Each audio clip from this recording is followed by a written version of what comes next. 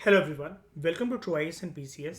दोस्तों, previous lecture में आप लोगों को ये गवर्नेंस का एक बेसिक इंट्रोडक्शन समझ में आ गया होगा और कंसेप्ट भी समझ में आ गया होगा कि जो गवर्नमेंट है, मतलब ये जो ओरिजिन कंसेप्ट है गवर्नमेंट का, कि गवर्नमेंट का कंसेप्ट ओरिजिनेट कैसे होता है दुनिया में और क्या गवर्नमेंट और गवर्नेंस लिंक्ड हैं एक दूसरे से। जी हाँ, वो बिल्कुल लिंक्ड है, लेकिन इंटरचेंजेबल वर्ड्स नहीं है कि आप गवर्नमेंट की जगह गवर्नेंस वर्ड यूज़ कर लो, गवर्नेंस की जगह गवर्नमेंट यूज़ कर लो, ऐसा नहीं है। जिस तरीके से लक्ष्मीकांत में इस बार ही चैप्टर आया ना श्रेया, हमने पढ़ा था कॉन्स्टिट्यूशनलिज्म वाला, है ना। तो वो हमें बताता है कि कॉन्स्टिट्यूशन अलग है, कॉन्स्टिट्यूशनलिज्म प्रिंसिपल होता है, वो एक अलग फिलॉसफी होती है। ठीक है, कॉन्स्टिट्यूशन का मतलब कॉन्स्टिट्यूशनलिज्म नहीं होता, ना ही कॉन्स्टिट्यूशनलिज्म की वजह से कॉन्स्टिट्यूशन होगा किसी कंट्री में, इसकी भी कोई गारंटी नहीं होती। जस्ट लाइक कि गवर्नमेंट जो है, गवर्नमेंट की होने से गवर्नेंस होगा, देर इज़ नो गारंटी। ठीक है, तो ये चीज़ आपको बेसिक तरीके से आई थिंक समझ में आ चुकी है, इसमें कोई डाउट आपको होगा नहीं। तो ज़रा मुझे आप लोग फटाफट से बता दो कि गवर्नेंस गवर्नमेंट के कैसे एस्पेक्ट को दर्शाता है, उसके कैसे एस्पेक्ट को, जब सरकार क्या करे, किसी भी पॉलिसी स्कीम योजना किसी को भी इम्प्लीमेंट करे, एक्शन एक्शन ओरिएंटेड एस्पेक्ट को दर्शाता है उसके, राइट। इस चीज़ में किसी को कोई भी डाउट नहीं है। ठीक है, आगे हम लोग बात करते हैं origin of the term governance. एक पर्सन था, हार्लेन क्लीवलैंड। क्या ये सारे नाम किसने दे रखे होते हैं, क्या ये हमें यूज करने हैं मीन्स में? देखो, अगर आप कोई भी डेफिनेशन देते हो ना मेंस में, और ऑब्वियसली बात है मेंस में ही आपको डेफिनेशंस देनी है। मेंस में अगर आप अपना आंसर लिखते हुए किसी का कंधा ले लेते हो, ऑप्शनल में तो देखो लेना ही है, थ्योरिस्ट पॉलिटिकल एक्सपर्ट्स का कंधा लेना ही है।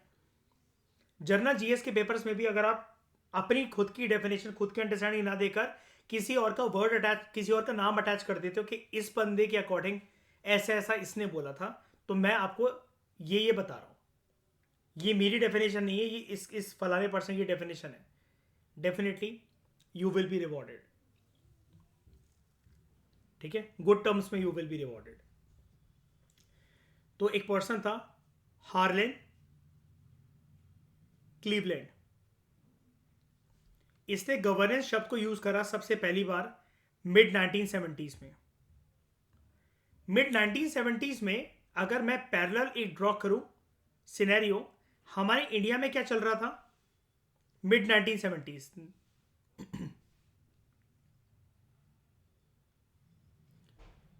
ठीक है, वो शुरू से लेकर हाँ मैं एंड तक, मतलब ये सब कुछ चल रहा था। एक और चीज बताता हूं, मिड 1970s के डिकेड्स में एक चीज चल रही थी,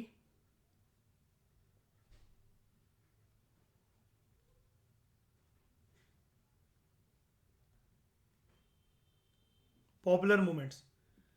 मैं बताता हुआ आया हूं ना चाइनीज के बारे में शुरू से, श्रेया, एंटी अरैक मूवमेंट, चिपको मूवमेंट, अपिको मूवमेंट, है ना, दलित पैंथर्स, ये सारी की सारी मूवमेंट्स यहाँ पर चल रही थी इंडिया में। बस एक पैरेलल ड्रॉ करवाने के लिए, आपको बताने के लिए, थोड़ा सा बस क्यूरियोसिटी के टर्म्स में, मिड 1970s वर्ड आया तो मैंने इसलिए पैरेलल एक ड्रॉ कर दिया। ठीक है, खैर छोड़ो, दिमाग वापस लाओ अपना गवर्नेंस पे। हार्लैंड क्लीवलैंड ने सबसे पहले गवर्नेंस जो है, जो ये शब्द है, ये यूज करा मिड 1970 के दशक में, जिस टाइम पर हमारे भारत में पॉपुलर मूवमेंट्स का एक पूरा का पूरा फेज इमर्ज हो रहा था, चल रहा था, as an alternative to public administration. देखो, अब ये वाली बात इंपॉर्टेंट है, यानी कि आपको आज पहली बार पता लग रहा है। देखो, पब्लिक एडमिनिस्ट्रेशन, पबेड को आप लोग जानते हो, मैंने ये वाली बात मयूर आपको बता भी रखी है आप सबको, कि पबेड यूपीएससी में एक ऑप्शनल भी होता है ना, एक प्रॉपर सब्जेक्ट होता है। पबेड जो है, पबेड के अंदर श्रेया एक सिंगल परसेंट भी डाउट है आपको कि पबेड के अंदर गवर्नेंस एस्पेक्ट नहीं होता? पबेड इज नॉट अबाउट गवर्नेंस। आपको डाउट है इस चीज में? शायद डाउट है कि गवर्नेंस पबेड का मतलब इंटीग्रल पार्ट नहीं होता, कि जब हम very we are talking about public administration तो वहां गवर्नेंस मिसिंग होगी।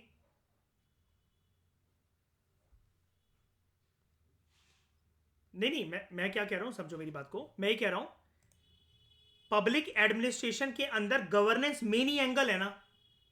आप पब्लिक एडमिनिस्ट्रेशन के दायरे को गवर्नेंस से अलग रख के दे सकते हो। आप कह रहे हो पब्लिक एडमिनिस्ट्रेशन हो रहा है लेकिन गवर्नेंस नहीं आ रही, ऐसा हो सकता है? अरे पब्लिक एडमिनिस्ट्रेशन हो रही है, एडमिनिस्ट्रेट करा जा रहा है पब्लिक को, और आप कह रहे हो कि गवर्नेंस का एंगल नहीं दिख रहा उसके अंदर। जनता के लिए काम करा जा रहा है लेकिन गवर्नेंस नहीं है। ऐसा नहीं होता है। गवर्नेंस पब्लिक एडमिनिस्ट्रेशन का एक इंटीग्रल पार्ट होता है, ठीक है? लेकिन देखो क्या होता है श्रेया, ऐसा भी तो हो सकता है शाइनी, जब हम किसी को सर्विस डिलीवरी दे रहे हो बींगा सरकार, कुछ सेक्शन, कुछ बंदे, सिर्फ एक बंदा, सिर्फ एक औरत, सिर्फ एक बच्चा जिसको पोलियो की ड्रॉप्स मिलनी थी, वो एक घर का एक बच्चा रह गया जिसकी जिंदगी तबाह हो गई हमारी वजह से कि पोलियो की बूंदें उस तक नहीं पहुंची। यहां पर हम एक चीज में फेल हो गए ना श्रेया, सिटीजन सेंट्रिक गवर्नेंस देने में। बात सिर्फ एक की नहीं है, बात है सर्विस डिलीवरी 100% की। तो शाइनी ये देखा गया मयूर कि पब्लिक एडमिनिस्ट्रेशन का दायरा बहुत बड़ा है, उसके अंदर से गवर्नेंस के दायरे को इतनी इतनी इंपॉर्टेंस मिलनी चाहिए कि श्रेया हम उसे ऑल टुगेदर एक डिफरेंट लेंस में देखना शुरू कर दे। मेरी बात समझ में आ रही है? जैसे कि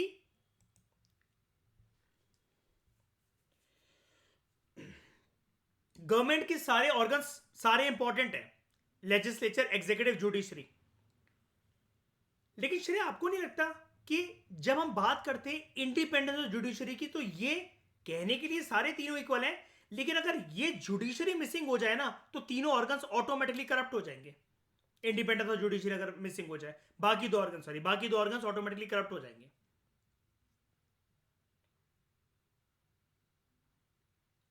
राइट? एक जुडिशरी ही तो है जो ये देखकर रखता है कि संविधान के दायरे के अंदर कानून बनते हैं कि नहीं बनते और सरकार के द्वारा इंप्लीमेंट करे जाते हैं कि नहीं करे जाते हैं। वरना जुडिशरी अपना ब्रह्मास्त्र चलाता है, बताओ क्या? पावर ऑफ जुडिशियल रिव्यू, किसी भी एक्ट को नल एंड वॉइड डिक्लेयर करने की पावर।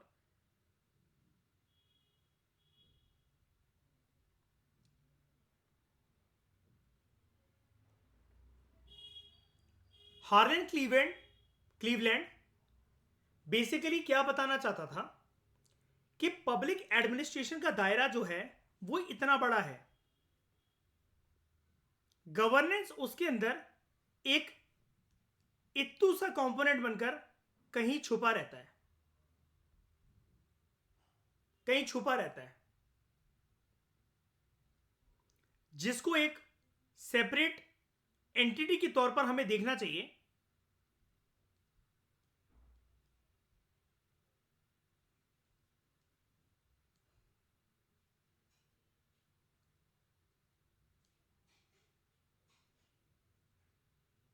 ये है पबेड का दायरा, ये है गवर्नेंस का दायरा।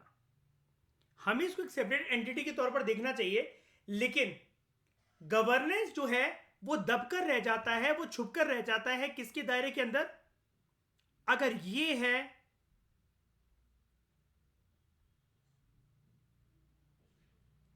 गवर्नमेंट,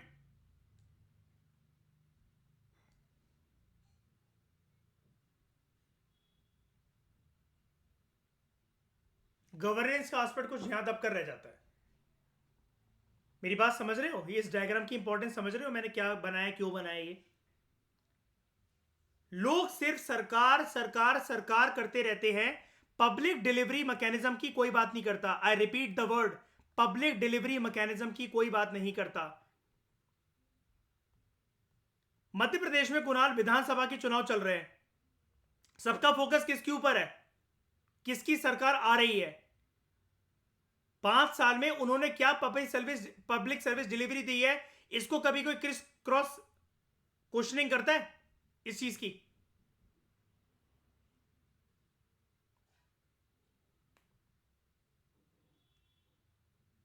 इसका मानना यह था सरकार बेसिकली कम हो। सरकार कम हो का मतलब क्या है?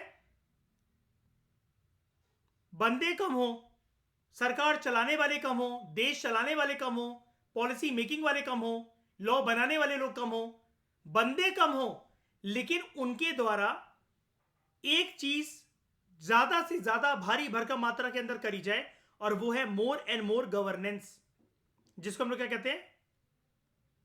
पब्लिक, नहीं, वो नहीं, public service delivery, public service delivery mechanism, public service delivery mechanism, right? हाँ या ना? लेस गवर्नमेंट, मोर गवर्नेंस। मैंने आपको यही बताया था ना कि हमारा मकसद बेसिकली यही होगा। लास्ट जो लेक्चर लिया था मैंने, वो यही बोलकर वाइंड अप करा था ना मैंने, कि जनरली दिक्कत क्या होती है? There is more government and less governance, जबकि होना उल्टा चाहिए।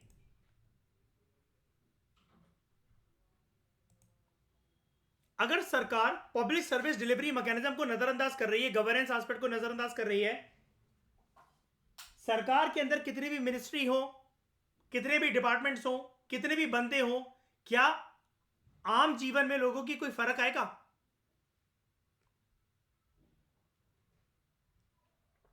सरकार का मन ही नहीं है ना कुछ करने का। सरकार ये जो हथकंडा है पब्लिक सर्विस डिलीवरी मैकेनिज्म का, इसको अपनाना ही नहीं चाहती है, इसको अपनाना ही नहीं चाहती है, राइट?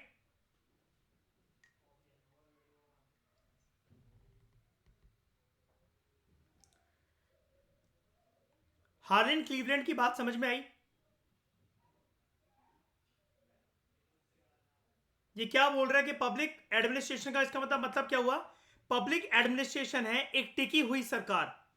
सरकारी दफ्तर में आपको लोग मिल जाएंगे, लेकिन जब आप उनसे पूछोगे भाई साहब हमारा काम हुआ, 2 घंटे बाद आना, लंच ब्रेक चल रहा है, आप 2 घंटे बाद गए, छुट्टी हो गई कल आना, आप कल गए, ओ जी आज तो दफ्तर बंद है, दिवाली का ब्रेक चल रहा है, दिवाली का ब्रेक खत्म हुआ, ओ जी हमारी बीवी एक्सपायर कर गई, उसके बाद पड़ोस वाले की बीवी एक्सपायर कर गई। कुल मिलाकर मैं बताना ये चाह रहा हूं इन सब बातों से, सरकारी विभागों के अंदर एक चीज भारी भरकम मात्रा से घुसी पड़ी रहती है। जब हम लोग बात करते हैं मोर गवर्नमेंट एंड लेस गवर्नेंस की, वो क्या है श्रेया, क्या कहते हैं? फाइलों को रेड टेप लगाकर साइड में दबा देना, रेड टेपिज्म। ये एग्जांपल के नोट में बना लेना श्रेया, ठीक है? पड़ोस वाले की बीवी मर गई, कहने का एक तरीका है, डिले करने का वक्त, डिले करने का तरीका है। The term governance in recent times has assumed significance since 1989. वैसे तो बड़े सारे लोगों ने डेफिनेशन, बड़े सारे इंस्टीट्यूशंस ने, बड़े सारे ऑर्गेनाइजेशंस ने, पब्लिक बॉडीज ने डेफिनेशन दी गवर्नेंस की। नॉट इंस्टीट्यूशंस, यूज कर सकते हो वैसे इंस्टीट्यूशन, लेकिन बनते नहीं। लेकिन सबसे फेमस डेफिनेशन जो देना स्टार्ट करी, फेमस भी नहीं, आप ऐसा मान लो कि जिसने इस चीज को प्रचलित करा, वो था world bank, which reinvented it in a different context as a new approach to development, especially in case of developing countries. Developing countries में सबसे बड़ी दिक्कत क्या रहती है? More government, less governance, red tapism, और इसके साथ साथ एक वर्ड और बता दो जिसका काम हो भी रहा है, वो कौन? हमारे पड़ोस में रहते हैं, हमें वो पर्सन पसंद है, हम इनको पहले से जानते हैं, हमारे दूर के रिश्तेदार हैं, जिसको हम लोग क्या कहते हैं?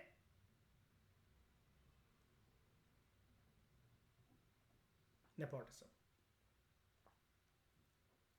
इस नेपोटिज्म के चलते और रेड टेपिज्म के चलते, ज्यादा सरकार के चलते, कम गवर्नेंस के चलते, ये दिक्कतें जो कंट्रीज की डेवलपमेंट अभी पूरी तरीके से हुई नहीं है, जिनको हम लोग डेवलपिंग कंट्रीज कहते हैं, और डेवलपिंग कंट्रीज से भी बुरी हालत है गवर्नेंस की एलडीसीज में। क्या फुल फॉर्म होती है शाइनी, बताओ इन सबको एलडीसीज की? Least develop countries. हम उनको श्रेय अंडर डेवलप नहीं कहते हैं, आईआर के कंटेक्स्ट में क्या वर्ड यूज करते हैं?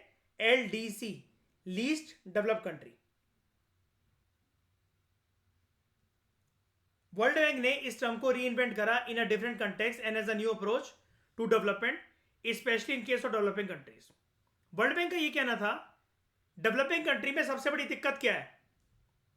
डेवलपिंग कंट्री में भसड़ की कमी है इंसानों की फॉर्म में? नहीं। डेमोग्राफिक डिविडेंड, इसका मतलब कहीं से भी पिछड़ रहा है? नहीं। उसको लेकिन दिशा नहीं दिखाई जा रही। क्या? सबसे पहले तो क्या इंश्योर करना है? 3 चीजें, रोटी, कपड़ा, मकान। इसके साथ 2 चीजें और जुड़ गई शहरा, वो क्या? 2 चीजें और, हेल्थ एंड एजुकेशन। क्या किसी भी डेवलपिंग कंट्री की सरकारें अपने नागरिकों को ये चीजें इंश्योर करवाने में समर्थ रही हैं? नहीं रही हैं। उसकी वजह से उनकी ग्रोथ ट्रेजेक्टरी कैसी है, ग्रोथ पाथ कैसी है? Very slow, full of corruption, delays, nepotism, red tapism. Governance के टर्म से मैं आपको रूबरू करवा रहा हूं धीरे धीरे करके। ये टर्म्स जैसे मैं बार बार बुद्धिज्म जैनिज्म की चीजें बोलता रहता था ना, अब ये चीजें मेंस ओरिएंटेशन में आपका जीएस पेपर 2 में ये बोलना शुरू कर रहा हूं मैं, ताकि आप इनसे फेमिलियर बनो। आपकी आंसर राइटिंग में ये वाले शब्द झलके, आपको लगेगा बहुत बच्चों वाले शब्द हैं, बच्चों वाले तरीके से ये आंसर राइटिंग करके मेंस के अंदर टॉपर बना जा सकता है। Never ever use flowery language, rubbish jargons. कि आपको अगर कहना है कि something is amazingly good, to are using the word supercalifragilisticexpialidocious. कोई मतलब नहीं है ऐसे अंग्रेजी शब्दों का, आप फेल कर जाओगे। Because UPSC wants as an administrator, और as an administrator who is dealing in a developing country like India, जहां पर काफ़ी सारे लोग आपसे हिंदी में अपनी इंडिजिनस लैंग्वेज में कम्युनिकेट करेंगे, आप बड़े से बड़े गंभीर से गंभीर मुद्दों को लोगों को समझाने में समर्थ रहो। ये होता है एडमिनिस्ट्रेटर और लीडरशिप क्वालिटी। कॉम्प्लेक्स से कॉम्प्लेक्स बातों को आराम से शब्दों में सामने वाले को समझाओ, ताकि एक तो उसकी सुनने में रुचि जागे, दूसरी चीज उसके कानों तक वो वाली बात पड़े और उसको समझ में आए। जैसे आप में से किसी का भी परिवार, ऑफेंड नहीं कर रहा हूं किसी को, एक बात बता रहा हूं, किसी का भी परिवार तीनों एग्रीकल्चर बिल्स के बारे में जानता ही नहीं होगा कि वो किस पर्पज से आए थे। वो मुद्दा खत्म भी हो चुका है। क्यों? क्योंकि उसको समझने की कोशिश नहीं करी। किसानों के अगेंस्ट है ये तो समझ में आ गया, आप जानते ही नहीं हो उन तीनों एग्रीकल्चर बिल्स का पर्पस क्या था। हम पढ़ेंगे इसको, हम जाने कि उसके अंदर गवर्नेंस कैसे था। गवर्नेंस अच्छे इंटेंशन से कभी कभार सरकार लेकर आए तो कैसे फेल कर जाती है, क्योंकि जैसा कि मैंने आपको बताया, प्यार जब तक किसी को किसी का पसंद नहीं आ रहा है तो आप कितने भी प्यारी तरीके से उसको प्यार दे लो, अगर उसको नहीं चाहिए तो नहीं चाहिए। सिमिलरली सरकार अपना प्यार बरसाना चाह रही थी किसानों के ऊपर, उनको नहीं बात समझ में आई तो वो हाईवे पे बैठे रहे। अल्टीमेटली सरकार को अपना प्यार वापस खींचना पड़ा। It meant the exercise of, आगे देखो, it meant the exercise of political power to manage nations affair. देखो एक चीज गवर्नेंस के एस्पेक्ट में इंपॉर्टेंट है। गवर्नेंस की डिलीवरी, गवर्नेंस की, मैं पब्लिक सर्विस डिलीवरी की बात नहीं कर रहा, गवर्नेंस को यानी कि गवर्नमेंट इन एक्शन को लेकर आना, ये पब्लिक सर्विस डिलीवरी को इंश्योर करवाना, गवर्नेंस की डिलीवरी सिर्फ वही कर सकता है एक पर्टिकुलर देश में, एक नेशन स्टेट में, जो पॉलिटिकल पावर में हो। आप गवर्नेंस इंश्योर करने निकल जाओगे रोड पे? बताओ।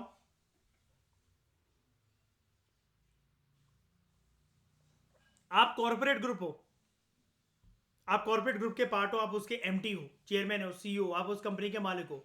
मयूर, यू आर हैविंग 10 लाख अरब डॉलर्स। गवर्नेंस इंश्योर करने में समर्थ हो जाओगे आप?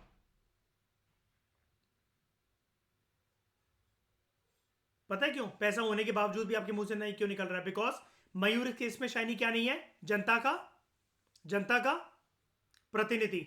नहीं चाह रहे वो मयूर से प्यार भाई। उन्होंने नहीं चुना मयूर को। हाँ, लेकिन मयूर की एक चीज काउंट होगी क्या? Good initiatives.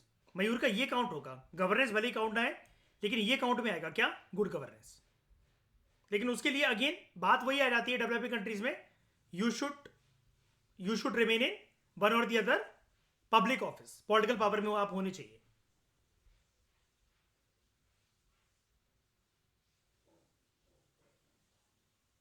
और श्रेया, अगर इस बात को मैं एक्सटेंड करूं और ये पूछूं आपसे, बेस्ट फॉर्म ऑफ गवर्नमेंट फिर कौन सी रहेगी यहां पर ये इंश्योर करने के लिए? नहीं नहीं, वो तो चलो ठीक है, मतलब मैं उसकी पूछ रहा हूँ, कैपिटलिज्म, सोशलिज्म, क्या कैसी? देखो, वैसे तो बिल्कुल सही आंसर है, एक सोशलिस्ट रिजीम सही रहेगा इसके लिए, लेकिन देयर इज अ ड्रॉबैक। वो पब्लिक सर्विस डिलीवरी को तो बहुत अच्छे से इंश्योर करेगा, बस एक चीज में लैग कर जाएगा, इन्वेंशन एंड इनोवेशन। इसलिए 21वीं शताब्दी के भारत में और डेवलपिंग कंट्रीज में बेस्ट तरीका क्या है गवर्नेंस को इंश्योर करने का? थ्रू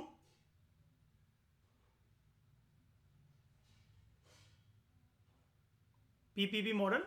अल्टीमेटली पीपीपी मॉडल तो हम अब बोलने लग गए शाइनी, ओरिजिनल टर्म तो इसका यही होता है। ये तो आजकल के जार्गन आ गया है, बताओ, है ना? कभी सुना है हमने आज से बचपन में स्कूल की किताबों में ये पीपीपी मॉडल और ये सब क्या होता है? ये तो अब आ गया ट्रेंड, ये मिक्स्ड इकोनॉमी। पहले मुझे एक बात बताओ, जो मैं आपको एनालिसिस देना चाह रहा था, आपकी ब्रेन तक पहुंची? आपके ब्रेन ने एब्जॉर्ब करा उसको? Anything which you want to ask in counter question, या फिर आप अपना कुछ खुद का कुछ पॉइंट रेज करना चाहते हो तो बताओ, you are very much invited. इतने कंटेक्स्ट में, इतनी बात में कुछ और जो आपको लग रहा है यहाँ पर, मैं फिर से रिपीट कर देता हूँ, मैंने दो चार आपके अपने पर्सपेक्टिव रखे यहाँ पर। अपने क्या मतलब, यही हार्लेट क्लीवेंट की बातों को थोड़ा सा एक्सटेंड करवाया डीप में जाकर। कहता है ये बंदा कि गवर्नेंस, पहली बात तो इसने गवर्नेंस तो शब्द है सबसे पहले इसने यूज़ करा मिड 1970s में। ये कहता है कि पब्लिक एडमिनिस्ट्रेशन का पार्ट गवर्नेंस होता है, लेकिन वक्त आ गया है 1970 के दशक में इसको ऐसा लगा कि वक्त आ गया है पब्लिक एडमिनिस्ट्रेशन से अलग करके गवर्नेंस को देखा जाए। जैसे सारी साइंसेस श्रेया कहां से निकली हैं बताओ इन सबको? सारी साइंसेस का रूट क्या है? जितना भी विज्ञान का क्षेत्र है सबसे पहले कहां से इमर्ज होना शुरू हुआ था? फिलोसफी से। लेकिन अब फिलोसफी के दायरे के अंदर मयूर फिजिक्स या बायो या बॉटनी या जूलॉजी अच्छी लगेगी क्या? बताओ, दायरा बहुत अलग है ना उनका। वहां पर सिर्फ सोच विचार करने से या फिलोसफिकल बातें करने से कुछ नहीं होगा, जो जैसा चलता है हमें उसको एक्सेप्ट भी करना पड़ेगा। और विज्ञान बहुत बार बहुत सारी चीजों को एक्सप्लेन करने में असमर्थ भी होगा, कि जैसे अंडा पहले आया या मुर्गी।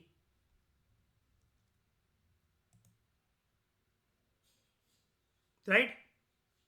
उस केस में हम बाकी साइंसेस की ब्रांचेस को अलग करके देखते नहीं कि देखते हैं श्रेया, कि आज भी वो फिलोसफी का पार्ट है। ऐसे ही इसने बोला कि ये मैंने डायग्राम बनाया था ना, ये पब्लिक एडमिनिस्ट्रेशन एक बड़ा डोमेन है, गवर्नेंस को उससे खींच के निकालना चाहिए हमें, ताकि गवर्नेंस के ऊपर एक अलग से फोकस करा जा सके। नंबर वन एस्पेक्ट इसने ये बोला। दूसरा कहता है, इसका ओपिनियन ये था, he was of the opinion that what people want is less government and more governance. लोगों को सरकार, सरकारी दफ्तर में कितने लोग बैठे हैं, सरकार ने कितनी मिनिस्ट्री बनाई, कितने डिपार्टमेंट बनाए, कितने अपना मंत्रिमंडल लेकर चल रही है सरकार, इन सबसे लोगों को कोई मतलब नहीं है। लोगों ने सरकार को चुना है उनका भला करने के लिए। अगर वो भला कर सकती हैं तो वो जनता की नजरों में बेस्ट सरकार है, और भला होगा through public service delivery mechanism. Through public service delivery mechanism.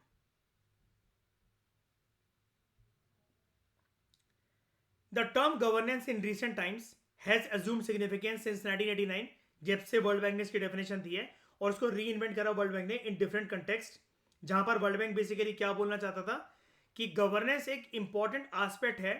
अगर हमें ग्रोथ इंश्योर करनी है, डेमोग्राफिक डिविडेंड को इंश्योर करना है इन कंट्रीज लाइक डेवलपिंग कंट्रीज, इन कंट्रीज लाइक डेवलपिंग कंट्रीज, और इसका मतलब ये है कि पॉलिटिकल पावर को एक्सरसाइज करा जाए, देश के अलग अलग विभिन्न क्षेत्रों को कोई मुद्दा है उन सबको ठीक करने के लिए, उन सबको चलाने के लिए।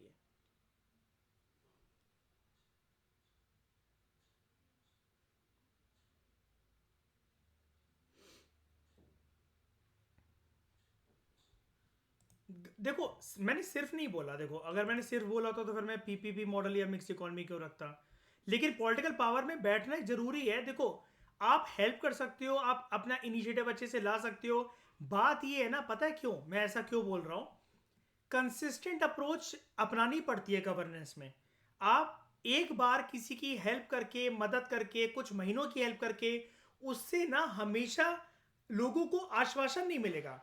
सरकार अगर कोई योजना चला रही है ना और उसके तहत घटिया क्वालिटी के चावल खिला रही है लोगों को, कड़ी चावल रोज शाम को 5 बजे, लोग वो खाना पसंद करेंगे रेदर देन आपका करा हुआ वादा कि मैं 900 रुपए किलो की बासमती चावल आप लोगों को खिलाऊंगा और 5 स्टार जैसा खाना खिलाऊंगा। आप प्राइवेट बॉडी हो, लोग आप पर ये सोचेंगे भगवान करे इनको तरक्की दे, सब कुछ दे, ये चलाते रहे। लेकिन लोगों से बोलोगे कि मयूर पाल पे भरोसा है कि जीवन भर ये तुम्हें खिलाएगा, लोग बोलेंगे नहीं, क्योंकि ये सरकार नहीं है।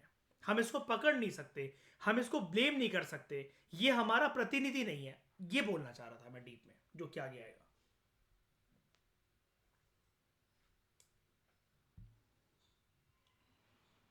हम्म।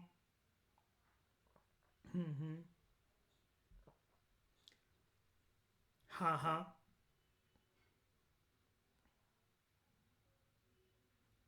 हाँ, हमारे पास ना डिपार्टमेंट को चलाने के लिए हम उसके हेड होते हैं, बीइंग आईएएस। जब आप जिस दिन जिले में जाते हो एज अ एसडीएम बन के, इवन अंडर ट्रेनी भी जब आप होते हो, आपको पता है आपके ऊपर काम कितना होता है, तब आपको रियलाइज होता है 200 डिपार्टमेंट आते हैं पहले दिन आपके अंदर। 200 डिपार्टमेंट्स का काम पहले दिन आता है आपके पास। 200 डिपार्टमेंट, इससे ज्यादा ही हो गए होंगे अब तो 200, लेकिन एक नंबर भी कम नहीं है 200 से। 200 department. And can you imagine Shreya, इतनी तो मिनिस्ट्री भी नहीं जानते हैं 200। मतलब होती नहीं, पहली बात है, मतलब एक मिनिस्ट्री के कुछ दायरे भी नहीं जानते कि एग्रीकल्चर मिनिस्ट्री में ऐसे कितने डिपार्टमेंट आते होंगे। ये हम प्रिपरेशन के लेवल पर, हमारे टिप्स पर नहीं है अभी तक ये। और इतना संभालना पड़ता है। पहले तो उनको पहचानोगे, वो एक अलग ही लिस्ट है आपकी। और जो आप कह रहे हो ना कि एनजीओ के थ्रू वगैरह ये पब्लिक सर्विस डिलीवरी का काम वगैरह करवाया जा सकता था, वहां पर गवर्नेंस जो है बेस्ट तरीके से इसलिए इंश्योर नहीं होती है। Again, you are representing government at the district level, at the zonal level, zone level, regional level. NGO represent नहीं करते। एनजीओ भी तो भगोड़े हो सकते हैं, आप कहां भागोगे? और आप अगर भागोगे, काम नहीं करोगे, अभिषेक सिंह जैसा हाल होगा, अटेंडेंस कम है, निकल जाओ, दे दो इस्तीफा, कोई फर्क नहीं पड़ता। ना मनाएंगे शाह फैसल की तरह, ना रोकेंगे। मक्कारी करोगे, निकल जाओ, कोई फर्क नहीं पड़ता सरकार को। लवासना की ट्रेनिंग के बाद डीओपीटी को 15 लाख रुपए देने पड़ेंगे। अगर 5 साल पहले अगर लवासना की ट्रेनिंग से मजे करने थे, या कोई आईएएस नहीं, आईपीएस आईएफएस चाहिए थी शादी करने के लिए, उतना अगर आपका मकसद पूरा हो गया है और फिर आप छोड़ना चाहते हो, छोड़ दो, 15 लाख रुपए दे दो डीओपीटी को।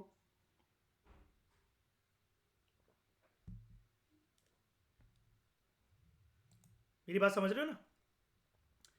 हमारा काम जैसे बेसिकली ये होता है, आजकल लोग ना थोड़े से जागरूक हो गए हैं। शायनी इतना तो जानते हो, हमें कभी भी इंटरव्यू के अंदर ये नहीं बोलना है मैं परिवर्तन ला दूंगा, मैं ऐसा कर दूंगा, मैं जिला हिला दूंगा, मैं लोगों के जीवन के अंदर काम ला दूंगा। श्रेया, इंटरव्यू का बेसिक एक दायरा ये होता है, आप इंटरव्यू में जाकर बहुत प्यारे नंबर पता है कैसे पा सकते हो? आप उनसे बोलो, सर आई मे और may not be a best civil servant, मेरा काम, मेरी ड्यूटी इतनी है, मुझे ना कोई चेंज लेकर आना है, ना कोई ट्रांसफॉर्मेशन लेकर आना है, बेस्ट टू बेस्ट तरीके में मुझे केंद्र सरकार की जो पॉलिसी है अपने जिले पर उतारनी है, as a under training, as an SDM, ADM, और अगर मैं आईपीएस या एएसपी, एसपी, डीएसपी किसी भी लेवल पर सर्व कर रही हूँ, कोई भी मेरा दायरा है, मुझे केंद्र सरकार की कही हुई बातों को फॉरेन कंट्रीज में रिप्रेजेंट करना है as an ambassador, as an IFS officer, police विभाग में रिप्रेजेंट करना है एज एन आईपीएस ऑफिसर, जिले के प्रशासनिक अधिकारी के तौर पर मुझे प्रशासन में उस चीज को दिखाना है एज एन आईएएस ऑफिसर। इनमें से मुझे जो सिखाया जाएगा, दिक्कत आती है सर जी गवर्नेंस के एस्पेक्ट में, उसकी इंप्लीमेंटेशन एस्पेक्ट में, जिसकी वजह से जो परिवर्तन सच में लाना चाहते हैं प्रशासनिक अधिकारी वो नहीं ला पाते। ये मैं बेस्ट चीज इंश्योर करने की कोशिश करूंगी, यही मेरा रोल है। इसके ऊपर इसका दायित्व क्या होता है मेरा, वो मैं जानती नहीं हूं, ये लवासना में मैं जाकर सीख जाऊंगी। इस लाइन के बाद सिलेक्शन ना हो तो आप मुझसे कहना।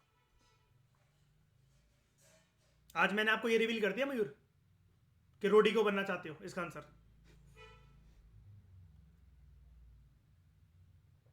मैंने ये एक्चुअली एक उस पर्सन से पूछा था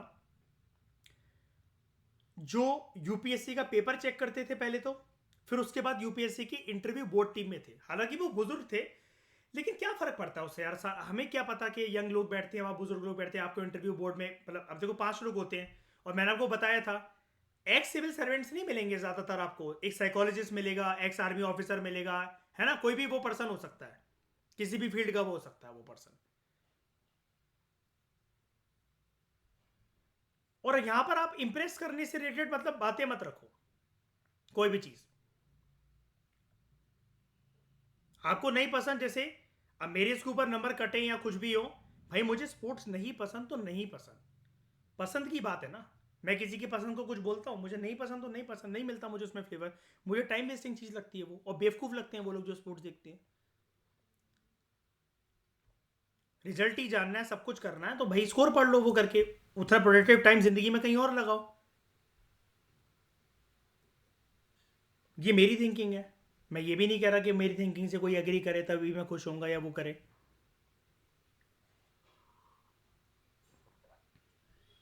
तो यूपीएससी इन सब चीज़ों की रिस्पेक्ट करता है, जस्ट बी रियल।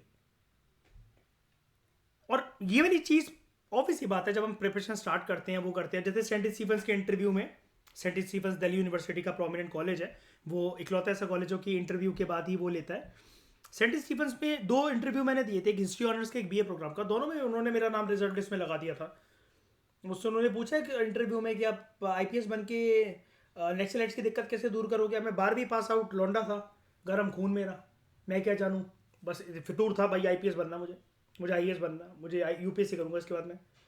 और 98.25% के बाद हवा में उड़ने की एक वो, कि मेरे अच्छे अच्छे दोस्तों का कहीं कॉलेज में एडमिशन नहीं हो रहा और मेरा फर्स्ट लिस्ट में जगह नाम आ रहा है। तो आप क्या करोगे, नेक्स्ट की प्रॉब्लम को कैसे सॉल्व करोगे मिस्टर दीपंग दुबे। मैं कहा sir there is only one solution, encounter. काँप गया वो प्रिंसिपल कि साले बच्चों को उड़ाते गए, अगर कॉलेज में भर्ती करा इसको तो, और यहाँ वैसे क्रिश्चियन रहते हैं। 15 नंबर पे रिजर्व लिस्ट में नाम लगा दिया मेरा सेंट स्टीफन में उसने। हाँ, बीए प्रोग्राम का गया देने इंटरव्यू, वो वही बैठा था, वो शक्ल देख के पहचान गया। मेरे पास हिस्ट्री नहीं, हिस्ट्री ऑनर्स के इंटरव्यू देने में चला गया। मैं क्या जानूँ मौर्यन एम्पायर क्यों डिक्लाइन हुआ। कहता बताओ मौर्यन एम्पायर क्यों डिक्लाइन हुआ। हाँ, Saint Stephen's is the only college जो कि दिल्ली यूनिवर्सिटी में इंटरव्यू लेता है। बाकी सब कट ऑफ के बेसिस पे निकालते हैं, वो कट ऑफ के बाद भी इंटरव्यू लेता है, और फिर इंटरव्यू और कट ऑफ की कंबाइंड परसेंटेज निकालता है, क्योंकि वो माइनॉरिटी इंस्टीट्यूशन है। याद है आर्टिकल 29-30 हम पढ़ते हैं, right of the minority institution to administer their institutions of their choice, और वो करके। जैसे ऐसे लड़कियों का भी है ना, जीसस एंड मैरी जीएमसी। तो मुझे किसी ने पट्टी पढ़ा दी थी भाई, सेंट स्टीफेंस में जाकर शशि थरूर वहाँ से पास आउट है, वहाँ जाओगे तो हवा ऐसी होती है, आईएएस बन जाते हैं, यूपीएससी निकल जाता है। मैं कहा चलो भाई चलते हैं इस जर्नी में। दोनों बार बाहर निकाल दिया उन्होंने मुझे। मैं रोड क्रॉस करके हिंदू चला गया, सामने आमने सामने ना दोनों कॉलेज।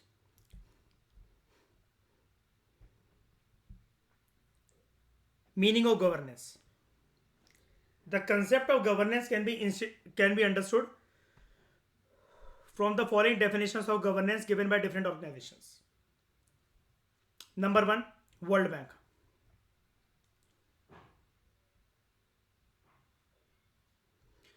वर्ल्ड बैंक डिफाइन करता है गवर्नेंस को as the manner in which power is exercised. ध्यान से समझना, वर्ल्ड बैंक के अकॉर्डिंग गवर्नेंस क्या है। अच्छा, आगे बढ़ने से पहले डाउट क्लियर हुआ मयूर आपका, क्या पूछना चाह रहे थे। ठीक है, अभी तो जैसे स्टार्टिंग एक पेज हुआ यार, अभी पता है कितने पेजेस का चैप्टर है ये, 90। ठीक है, और 90 के अलावा अभी इसको भी लेके चलूंगा, same topic, important aspects of governance vision आइए से 32 पेजेस के करने हैं। ठीक है, तो 120 पेजेस का पेशेंस रखो, आराम से सब कुछ समझ में आएगा. Meaning of governance. The concept of governance can be understood from the following definitions of governance given by different organisations. World bank कैसे डिफाइन करता है गवर्नेंस को? वर्ल्ड बैंक बोलता है गवर्नेंस क्या है? The manner in which power is exercise in the management of a countries economic and social resources by the government. किस तरीके से पावर एक्सरसाइज करी जाती है? ऑब्वियस सी बात है, पावर को एक्सरसाइज कौन कर रहा है? देखो आगे तो यही देख लो पहले, बाय गवर्नमेंट. सरकार कैसे पावर को एक्सरसाइज कर रही है? क्या करने के लिए? In the management of a countries economic and social resources. Economic resources को मैनेज करना क्यों क्यों जरूरी है श्रेया?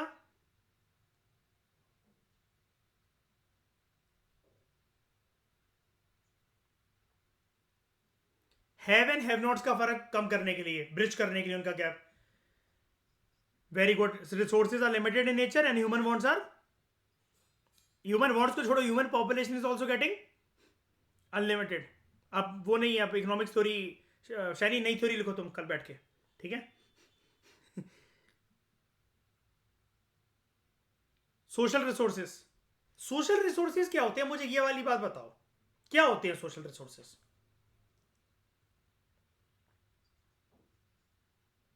सबसे पहली बात, वो कोई भी रिसोर्सेज एक्चुअली ये बनते हैं जनता से.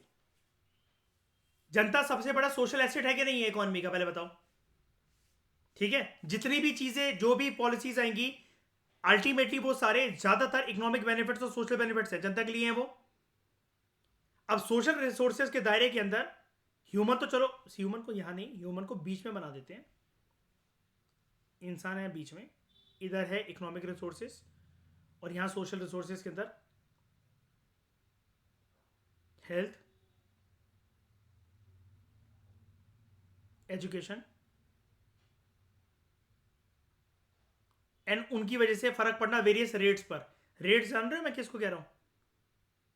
Infant mortality rate, maternal mortality rate, death rate, birth rate, कुल मिलाकर ये सारे के सारे डेमोग्राफिक डिविडेंड वाली चीज है कि सरकार कैसे इकोनॉमिक और सोशल रिसोर्सेज को यूज करे. ये है गवर्नेंस कंट्री की मैनेजमेंट में. बिल्कुल सही बात है. लिमिटेड रिसोर्सेज को आपको ऐसे पहुंचाना है, कैसे? ये टर्म देख लो, ये पीएसआईआर की टर्म, पीएसआईआर का फ्रेज होता है वैसे, और इसका कार्ल मार्क्स की द्वारा एक चीज है ये कही हुई. गवर्नेंस उसके सोशलिस्टिक मॉडल ऑफ गवर्नेंस का पार्ट है ये. क्या? अभी आप वो सब छोड़ो, मैं क्या बोल रहा हूँ, कार्ल मार्क्स और सोशलिस्टिक मॉडल ऑफ गवर्नेंस, आप सिर्फ इस पे फोकस करो.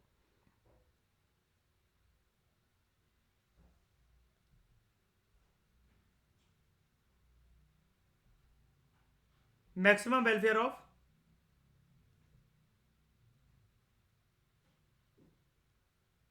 Maximum masses, maximum welfare of maximum masses.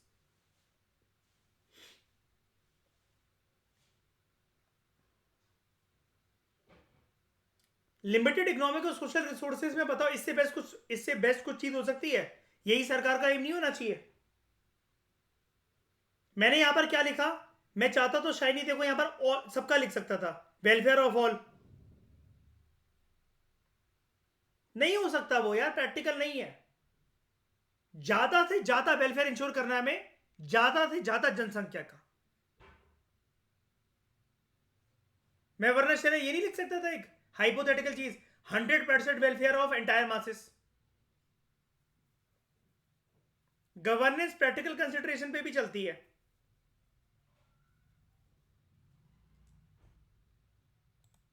बिल्कुल, गवर्नेंस प्रैक्टिकल कंसिडरेशंस पे भी चलती है. इसलिए अगर आप इस पे निगाह मारोगे ना, तो यहां पर देखो क्या है, बहुत सोच समझ के यूपीएससी ये चीज करता है, और ये चीज समझने के लिए लोगों को सालों लग जाते हैं. जैसे ये देखो, इस चीज के अंदर कि मैक्सिमम वेलफेयर और मैक्सिमम लोगों का, मैक्सिमम वेलफेयर मैक्सिमम मासेस का हो रहा है. आपको नहीं लगता ये दो चीजें बहुत जरूरी हो जाएंगी आगे चलकर, जो कि मैंने आपको बोला था एक सेपरेट चैप्टर की फॉर्म में पढ़ाऊंगा मैं आपको, ये दो चीज. पढ़ो जरा इनको। ट्रांसपेरेंसी और अकाउंटेबिलिटी। आप इसलिए देख रहे हो, ये चीजों को हमें साथ में पढ़ना पड़ेगा। इंपॉर्टेंट एस्पेक्ट्स ऑफ गवर्नेंस, उस गवर्नेंस मॉडल को देते हुए ट्रांसपेरेंसी कितनी है और अकाउंटेबिलिटी। हमें ट्रांसपेरेंसी कैसे पता लगती है?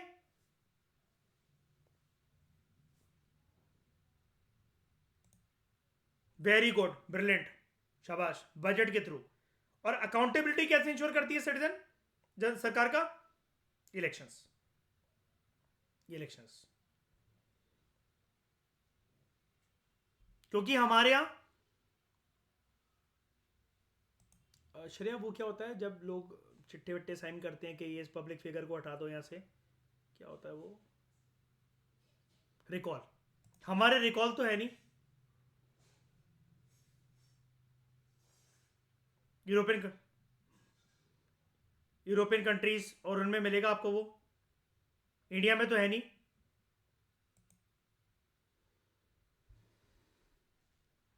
ये हो गया फिर तो, फिर बात ही क्या है। तो governance in general has 3 distinct aspects. क्या? डिपेंड करता है कि जिस गवर्नेंस मॉडल को मैं आपको बता रहा हूं, आपको अच्छा नहीं लग रहा कि इससे एक बहुत अच्छे देश का निर्माण हो सकता है, जो मैं बातें बता रहा हूं आपको। और आइडियली हर सरकार का कर्तव्य भी यही होता है जो मैं आपको बातें बता रहा हूं।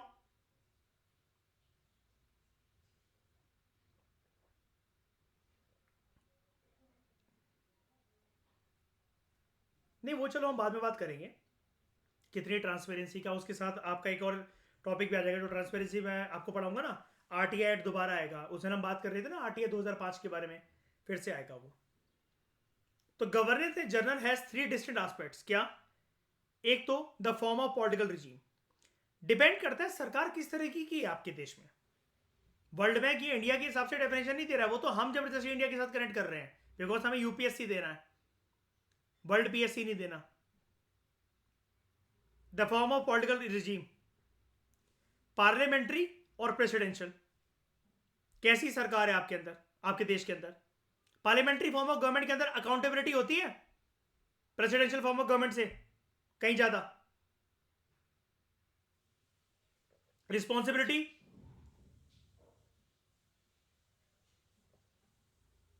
इंटरडिपेंडेंस, आंसरेबिलिटी, बिल्कुल। मिलिट्री या फिर सिविलियन, बताओ कौन सी फॉर्म ऑफ गवर्नमेंट अच्छी है, मिलिट्री या सिविलियन?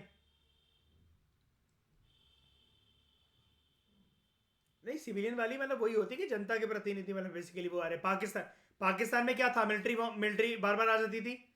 अच्छा अच्छा चला पाकिस्तान तब। और अथॉरिटेरियन या डेमोक्रेटिक? डेमोक्रेटिक। तो आपको क्या लगता है कि बेस्ट गवर्नेंस डिलीवरी मॉडल किसमें इंश्योर हो सकता है? पार्लियामेंट्री फॉर्म ऑफ गवर्नमेंट में, जहां का सिविलियन मॉडल हो और डेमोक्रेसी उसका बेस हो। तो आप क्या चीजें लिख लो, 3 चीजें। पीसीडी। श्रेयस का कुछ बना लेना और मुझे बता देना। The processes by which authorities exercise in the management of a country's economic and social resources।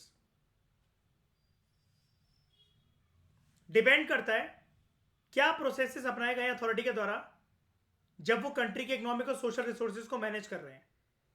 अब ये प्रोसेसेस का मतलब क्या है? क्या वो मैक्सिमम वेलफेयर और मैक्सिमम मासेस को इंश्योर करना चाहते हैं? कभी कभी सरकार कुत्ती सरकारें भी होती हैं, कभी कभी सरकार कुत्ती सरकारें भी होती हैं। क्यों होती है कुत्ती सरकारें? वो मासिस की वेलफेयर से ज्यादा कॉरपोरेट ग्रुप्स का वेलफेयर ज्यादा देखती हैं, जिसने उनको जितवाया होता चंदा देके। तो देश के सारे इकोनॉमिक और सोशल रिसोर्सेज उनकी तरफ जाते हैं। इसका एक एग्जांपल लो जरा मुझसे। गब्बर इज बैक मूवी के अंदर अक्षय कुमार का जो पहला सीन आता है, वो डिस्ट्रिक्ट कलेक्टर को लटका देता है फांसी से फायले टांगकर गले में। मैंने आपको पहले भी बताया था किसी एक लेक्चर में। और वो कहता ना, जो पानी, जो बांध का पानी, डैम का पानी किसानों के खेत तक जाना था, वो मंत्री जी के फार्म हाउस पर चला गया।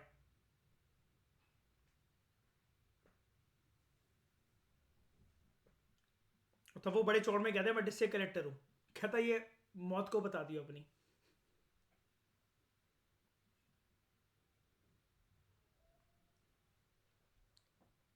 The capacity of governments to design, formulate and implement policies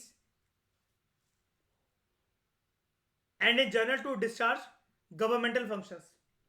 सरकार क्या इतनी सक्षम है कि वो पॉलिसीज को डिजाइन कर सके, फॉर्मेट कर सके, इंप्लीमेंट कर सके and in general to discharge governmental function. अब यहां पर दो चीजें होती हैं, दो चीजें होती हैं। जब ये सरकार की कैपेसिटी की बात आ रही है, इसके ऊपर ये सवालिया चिन्ह लग रहा है, क्या ये सक्षम है? इसकी इस सक्षमता के ऊपर एक सवालिया चिन्ह लगता है, क्वेश्चन मार्क लगता है इन टर्म्स ऑफ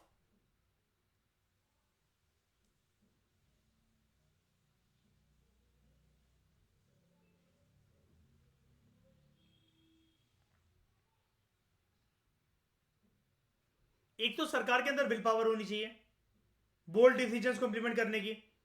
एग्जांपल बताता हूं मैं इसका।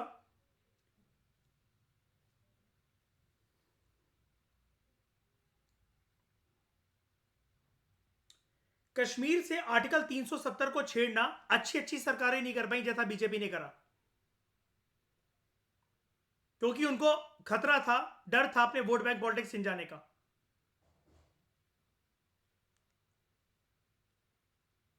Pushing the issue of Ayodhya verdict, Ram जन्मभूमि,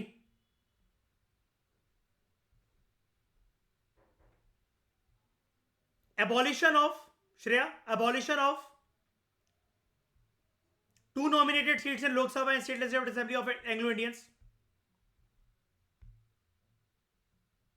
ये सरकार की कैपेसिटी को दर्शाता है।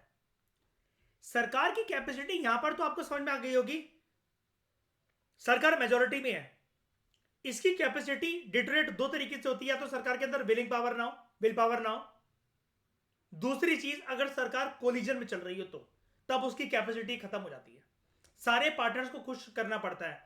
वहां पर कुर्सी के चार पैर सिर्फ आपके पैर आपके नहीं होते हैं, एक आपका होता है और बाकी तीन दूसरों के रहमो करम पर चल रहे होते हैं।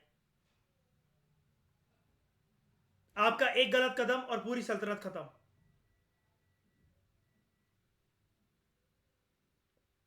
1990s का दशक याद है? दो दो हफ्ते, चार चार महीने, डेढ़ डेढ़ साल की सरकारें।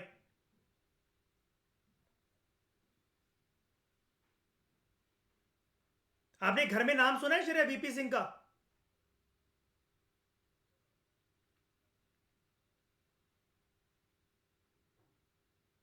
कौन थे Shreya VP Singh?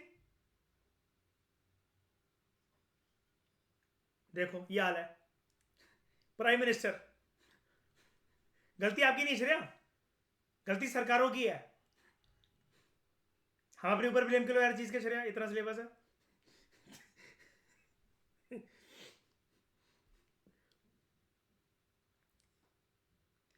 The terms usually describe conditions in the country as a whole।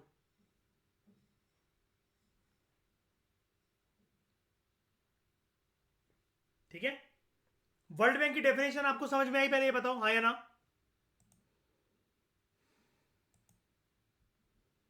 OECD की बात करते हैं, organisation for economic cooperation development. नाम से ही पता लग रहा है इस ऑर्गेनाइजेशन के दो पहलू हैं, economic cooperation and development. OECD governance को डिफाइन करता है।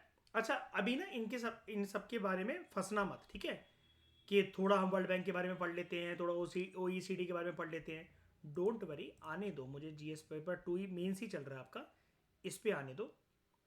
Bilateral, regional and global groupings and agreements involving India and और अफेक्टिंग इंडिया सेंटर। इसके अंदर दुनिया जहां भर के जितने ऑर्गेनाइजेशन होते हैं, जितने ग्रुप्स होते हैं, G20, G1, G70, G50, कुछ भी होता है संसार में, सारे ग्रुप्स करवा दूंगा मैं।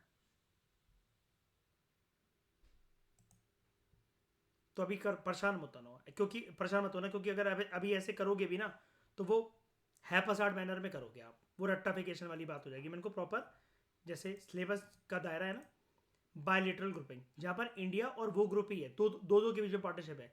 Regional grouping, south east Asian countries का जैसे आसियान, साउथ एशिया का है सार्क, यूरोप का है यूरोपियन यूनियन EU, अमेरिका के पास है नेटो, और global groupings like CPEC, BRICS, United Nations, ठीक है, G77, ये सारे मैं एक ऑर्डर में करवाऊंगा आपको, ठीक है, तो बिल्कुल भी परेशान मत होना। तो organisation for economic cooperation development, OECD defines governance as the use of political authority and the exercise of control in a society in relation to the management of its resources for social and economic development। कुल मिलाकर देखो बात तो वही आ गई, keyword तो पहले सबसे पहले यही है, पॉलिटिकल अथॉरिटी को कैसे यूज करा जाए या पॉलिटिकल अथॉरिटी कैसे यूज करती है एक देश के सोशल रिसोर्सेज को, इकोनॉमिक रिसोर्सेज को, ताकि वो social and economic development ensure करवा सके सोसाइटी के अंदर। तो OECD गवर्नेंस के कुछ पहलू बताती है हमें एज अ ऑर्गेनाइजेशन, ये जो ऑर्गेनाइजेशन है, जो ग्रुपिंग है, कि गवर्नेंस के कुछ इंपॉर्टेंट की कंपोनेंट्स होते हैं। वो क्या? सबसे पहले तो लेजिटिमेसी ऑफ गवर्नमेंट। अगर आप सरकार को सरकार मानते ही नहीं हो, सरकार के पास लेजिटिमेसी नहीं है, सरकार कुछ भी कर ले, जनता उससे कभी कनेक्ट नहीं करने वाली।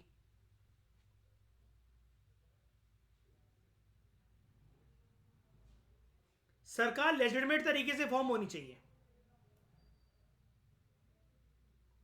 एग्जांपल देता हूं, क्यों इंदिरा गांधी जी 1971 के इलेक्शंस जो हैं लोकसभा को पहले से ही डिसॉल्व करने के बाद थंपिंग मेजॉरिटी से जीत गई थी, लेकिन वही इंदिरा गांधी जी 1975 की इमरजेंसी लगाने के बाद 1977 में जब इलेक्शंस होते हैं तो वो हार जाती हैं and the power went to Janata Party. Support खो दिया, पॉपुलर सपोर्ट, पब्लिक सपोर्ट वो खो दिया। जनता कनेक्ट नहीं कर पाई सरकार के साथ, उन्होंने अपनी लेजिटिमेसी खो दी। ये एक रिस्पॉन्सिबल डेमोक्रेटिक गवर्नमेंट की पहचान है। रात को बिजली कटवा देना, न्यूज़पेपर अखबारों की, दफ्तरों की, अरेस्ट करवा देना ऑपोजिशन लीडर्स को, कर्फ्यू लगवा देना, IPC की धारा 144 देश के हर एक कोने के अंदर।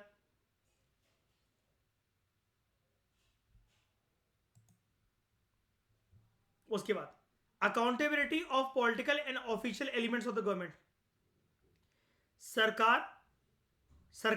सरकारी कर्मचारी, सरकारी विभाग, सबकी अकाउंटेबिलिटी होनी चाहिए।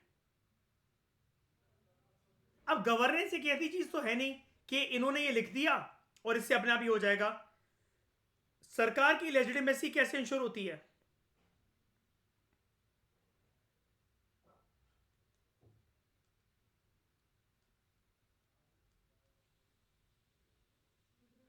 फ्री एंड फेयर इलेक्शंस के थ्रू एक रिप्रेजेंटेटिव और रिस्पॉन्सिबल गवर्नमेंट देश में आकर बैठे।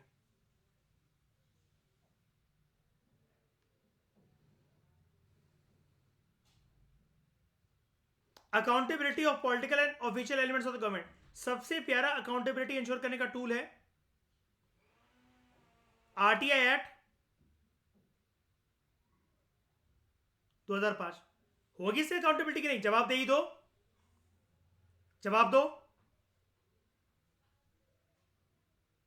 Competence of governments to make policy and deliver services. competence of government to make policy and deliver services।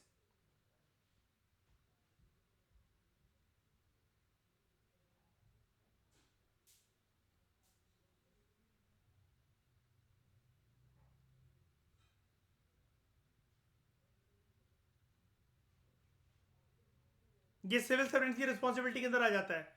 और सिलेबस, आप सिलेबस का प्यारापन देखो एक बार के लिए जरा। ये वाला जो पॉइंट है ना, ये पॉइंट यहां लिखने के बाद इंपॉर्टेंट एस्पेक्ट्स ऑफ गवर्नेंस वगैरह ये लिखने के बाद नेक्स्ट पॉइंट ही सिलेबस का है, role of civil services in democracy. Syllabus को देखने का नजरिया एक बार अगर पता, देखो मेंस में एक अलग ही गेम होता है। मेंस में आपको रट्टा नहीं मारना, मैं यहां पर आपसे कोई रट्टा नहीं मरवा रहा हूं, मैं तो वही चीजें बता रहा हूं जिसके बारे में आप ऑलरेडी जानते हो अभी तक मेरे फाउंडेशन कोर्स में 1.5 साल से। मैं हवा से उतर के कोई नई चीजें नहीं बता रहा आपको। और यहां पर जो मैंने, अगर आप कहो कि सरकार की आपने ये नई चीज बताई, तो मैंने नहीं बताई, वही वो आपके कोर्स का पार्ट है। जिसके बारे में जो चीज जहां बात होनी चाहिए वो मैं वहीं बताऊंगा, ऑफिस ही बात है। अब मैंने आपको कॉन्स्टिट्यूशनलिज्म के बारे में तो नहीं बताया था, सेवेंथ एडिशन आया तो उसका आ गया ना दूसरा तीसरा चैप्टर, वो आपको सबसे पहले बताता है। लक्ष्मीकांत के अभी तक तो एक डिकेड से जो 6 एडिशन आ रहे हैं उनमें तो कभी भी नहीं था वो चैप्टर कि कॉन्स्टिट्यूशन और कॉन्स्टिट्यूशनलिज्म में क्या फर्क होता है। The competence of governments to make policy and deliver services, ये सिविल सर्वेंट्स की रिस्पॉन्सिबिलिटी है, और इसके लिए डेमोक्रेटिक नेशंस में बहुत जरूरी हो जाता है role of civil services in democracy. और फिर इसी के साथ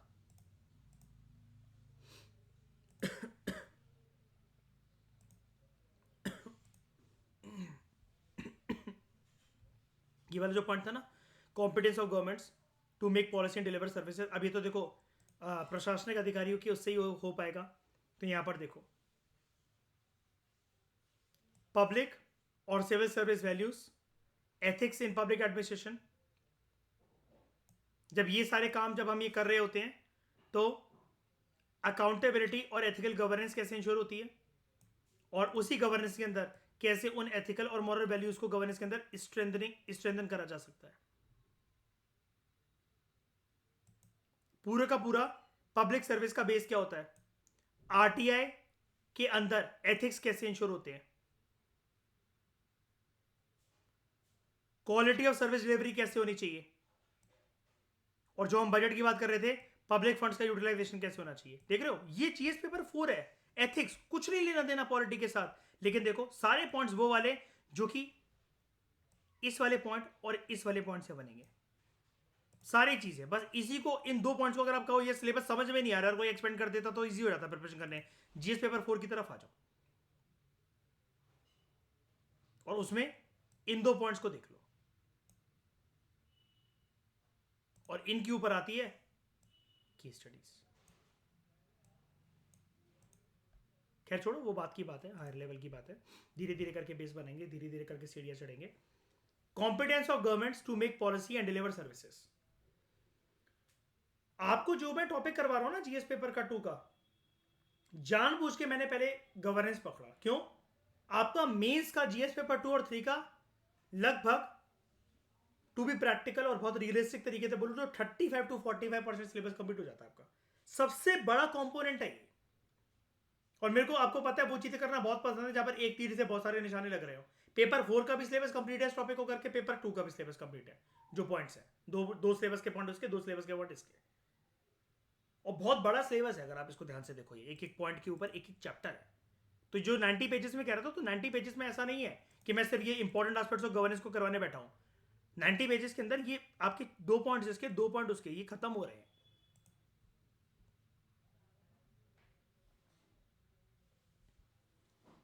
तो competence of governments to make policy and deliver services and respect for human rights and the rule of law.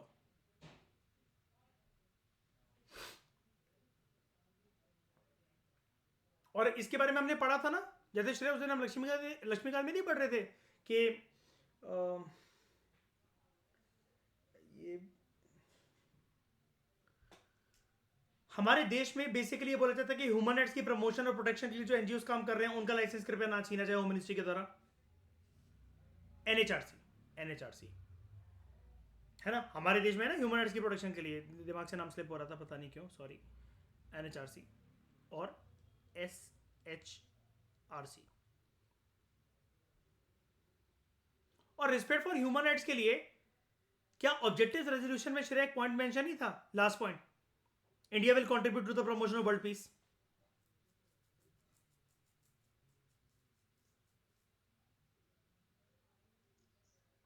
और ये कैसे इंश्योर होता है?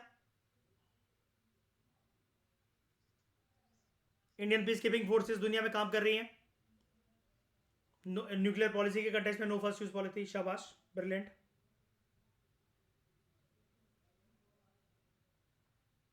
उसके बाद UNDP, United Nations development programme, UNDP define करता है गवर्नेंस को as the exercise of economic, political and administrative authority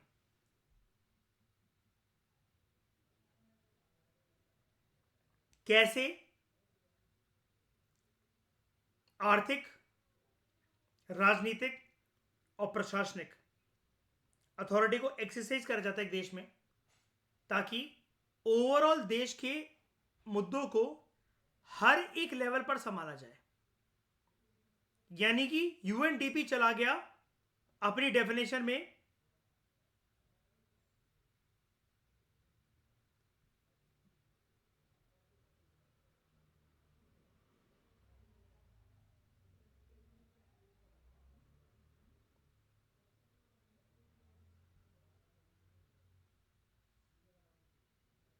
कोई फर्क नहीं पड़ता, टॉप डाउन अप्रोच हो बॉटम अप अप्रोच हो, कुल मिलाकर फिल्ट्रेशन, ये टॉप है ये बॉटम है, फिल्ट्रेशन पावर की दोनों एंगल की तरफ होनी चाहिए ऐसे।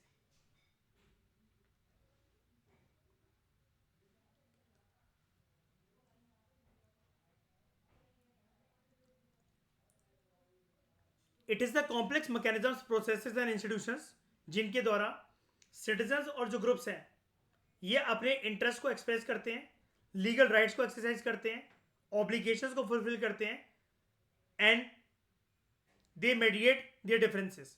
अपने जो भी ग्रुप्स में जो मतभेद होते हैं उनको पीसफुल तरीके से रिजॉल्व करने की कोशिश करते हैं।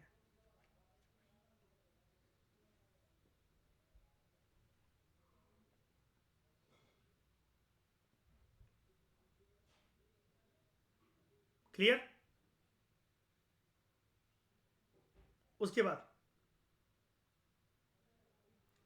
Planning commission of India. अब क्या है ये नीति आयोग, लेकिन जब प्लानिंग कमीशन ऑफ इंडिया जो थी, आप प्लानिंग कमीशन ऑफ इंडिया का ही सहारा लेकर आंसर करना, क्योंकि जो जिसने बात बोली थी गवर्नेंस के बारे में वही बात वहां पर यूज होनी चाहिए। Governance relates to the management of all such processes that in any society. Governance basically उन सारे प्रोसेसेस की मैनेजमेंट के बारे में एक टूल है जो किसी भी समाज के अंदर डिफाइन करता है एक ऐसी कंडीशंस को। यहां पर एनवायरनमेंट का मतलब कोई फ्लोरा फोना वाला एनवायरनमेंट नहीं, एनवायरनमेंट मतलब एक स्कोप, एक एम्बेट, एक प्लेटफॉर्म, एक थोड़ी सी आज़ादी हो काम करने की। It defines the environment which permits and enables individuals to raise their capability levels on one hand. एक तो इंसान जो है अपने इंडिविजुअल कैपेबिलिटी को बढ़ा सके और उसको अपॉर्चुनिटीज प्रोवाइड करना to realise their potential and enlarge the set of available choices on the other.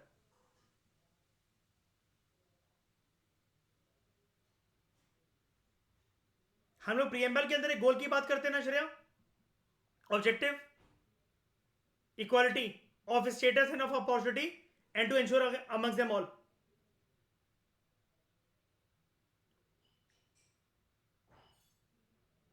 और ऐसा एक ग्रोइंग एनवायरनमेंट देना शाइनी जनता को कि वो अपनी इंडिविजुअल स्टेटस को, इंडिविजुअल कैपेबिलिटी को इनहेंस कर सके, रेज कर सके डिग्निटी के साथ। ऐसा भी नहीं है कि उनको कुछ ऐसा काम करना पड़े कि डिग्निटी उनकी जा रही है। अपनी कैपेबिलिटी लेवल को रेज करना on one hand and provide opportunities to realise their potential and enlarge the set of available choices on the other.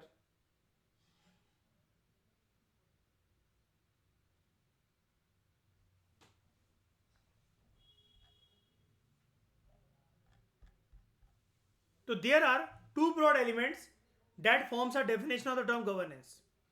दो ब्रॉड एलिमेंट्स हैं जो कि गवर्नेंस की डेफिनेशन को दर्शाते हैं। डोंट वरी, शुरू में अभी ये कुछ 15-10 पेजेस तक आपका ये फिलोसफिकल पार्ट चलेगा जिसके ऊपर लंबी डिस्कशन होगी। बाद में आपका दायरा आ जाएगा यहाँ पर, क्योंकि अब ऐसी चीज़ है ना कि ये कोई ऐसी चीज़ तो है नहीं कि आपने पहले से पढ़ रखी है, तो वो है कि आपने जो सब कुछ पढ़ रखा है उसका एक पूरा एनालिसिस सेट आपके सामने आ रहा है, आपको पहली बार रूबरू करवाया जा रहा है इस गवर्नेंस एस्पेक्ट से। तो पेशेंस रखना है इसमें शुरू शुरू में। इसका बेस अगर आपका बन गया ना अच्छा, आपको मैं अभी प्रीवियस ईयर क्वेश्चन पेपर दिखाऊंगा ये टॉपिक खत्म करने के बाद, और आपका दिल खुश हो जाएगा। यूपीएससी डायरेक्ट के वर्ड से निकाल निकाल के इतने इजी क्वेश्चन, सिंपल क्वेश्चन पूछ रहा है। हम होते तो कर लेते, हम होते तो लिख लेते। पॉइंट ये है, प्रीलिम्स के ऊपर अपनी कसर रखना कम से कम 90%, लेकिन वहीं पर अपनी एनालिसिस को इतना स्ट्रॉन्ग करना कि प्रीलिम्स के बाद ये ना दिमाग खराब हो आपका कि यार मेंस कैसे निकलेगा. There are two broad elements that form a definition of the term governance. They are exercise of power and authority. ये दो एलिमेंट्स ऐसे हैं, ब्रॉड एलिमेंट्स हैं, जो की डेफिनेशन फॉर्म करते हैं गवर्नेंस शब्द की.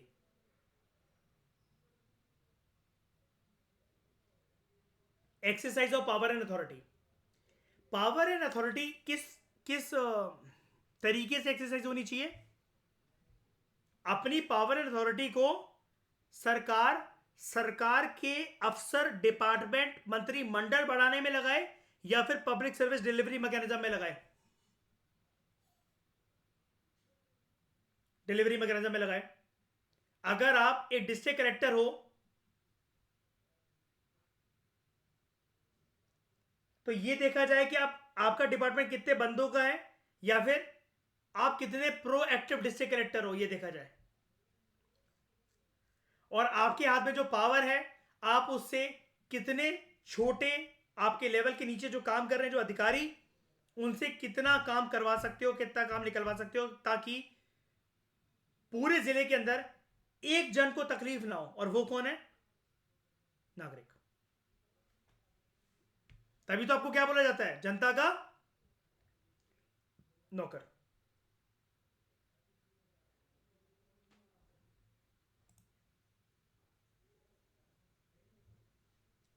और नौकर क्या करता है हमेशा? हु इज अ सर्वेंट, जो सर्विस दे, सर्विस डिलीवरी. कोई बात नहीं, सही है. मेंस के अंदर सब सही होता है, जस्ट माइंड ओपन रखो. Exercise of power and authority. The process and institutions by which authority in a country is exercised. जब हम लोग पावर एंड अथॉरिटी की बात करते हैं तो हम किसकी बात करते हैं? Those processes and those institutions by which authority in a country is exercised. How governments are selected, कैसे गवर्नमेंट को अकाउंटेबल ठहरा सकते हैं, उनके ऊपर मॉनिटरिंग कैसे कर सकते हैं, और सरकार को रिप्लेस कैसे कर सकते हैं. चलो इसके ऊपर बात करते हैं. Processes and institutions. श्रेया, जरा प्रोसेस बताओगे हमारे देश में पावर अथॉरिटी कैसे सेटअप होती है?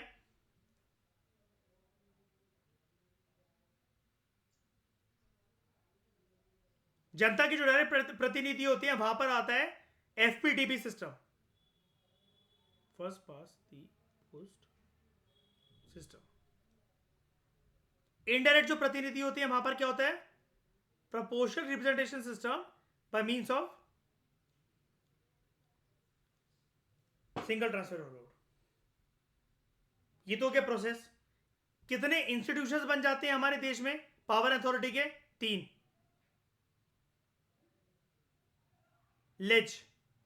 Legislature, executive, judiciary. तीनों एक दूसरे के ऊपर निगरानी रखते हैं. बिल्कुल. How governments are selected? Through elections. Accountable कैसे ठहरा सकते हो आप गवर्नमेंट को?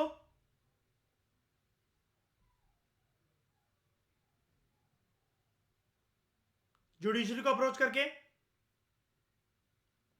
एंड सबसे सिंपल जुडिशरी को अप्रोच करने का तरीका होता है वही, मतलब जुडिशरी को अप्रोच करके, चलो इसके दायरा अगर मैं बढ़ा दूं, थ्रू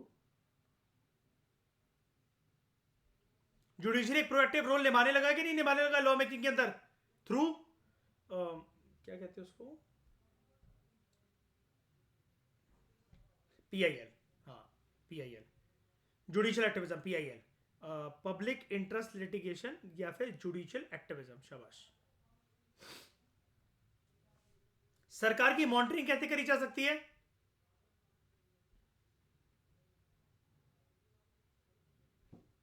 इसके लिए वर्ड बताऊं? वो तो ठीक है, वर्ड बताता हूं इसके लिए.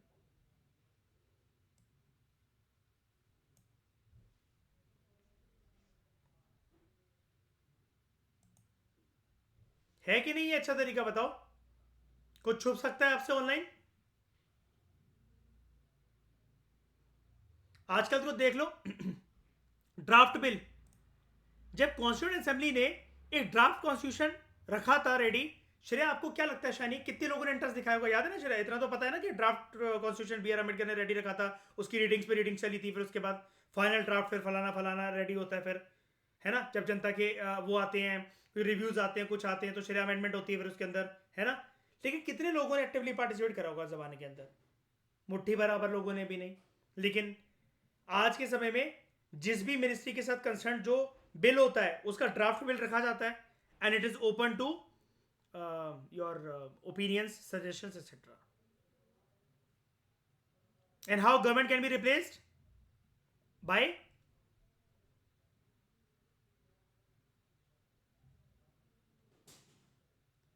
इलेक्टोरेट, वही जनता टूल यूज करेगी इलेक्शंस का।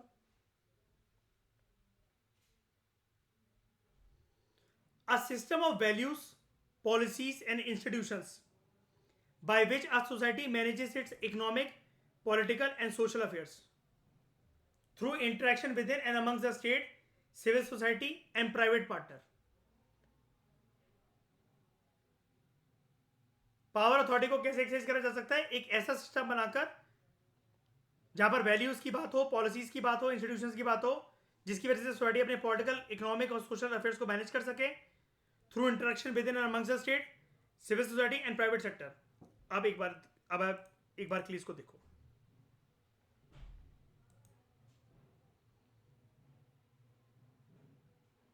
ये देख रहे हो, institutional and other measures.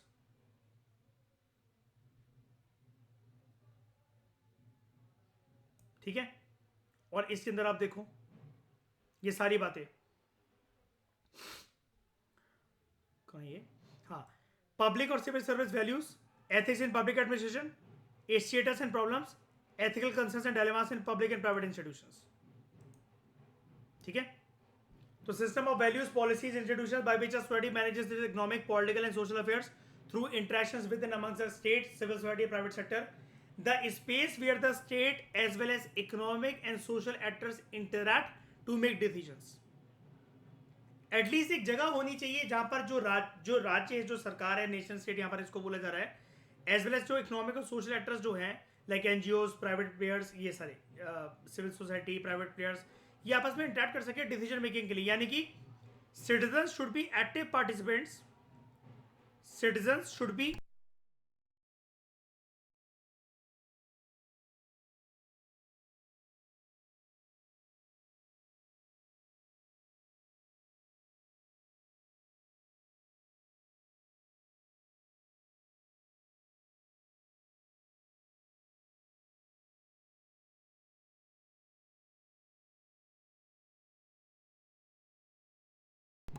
citizens should be active participants in the decision making processes.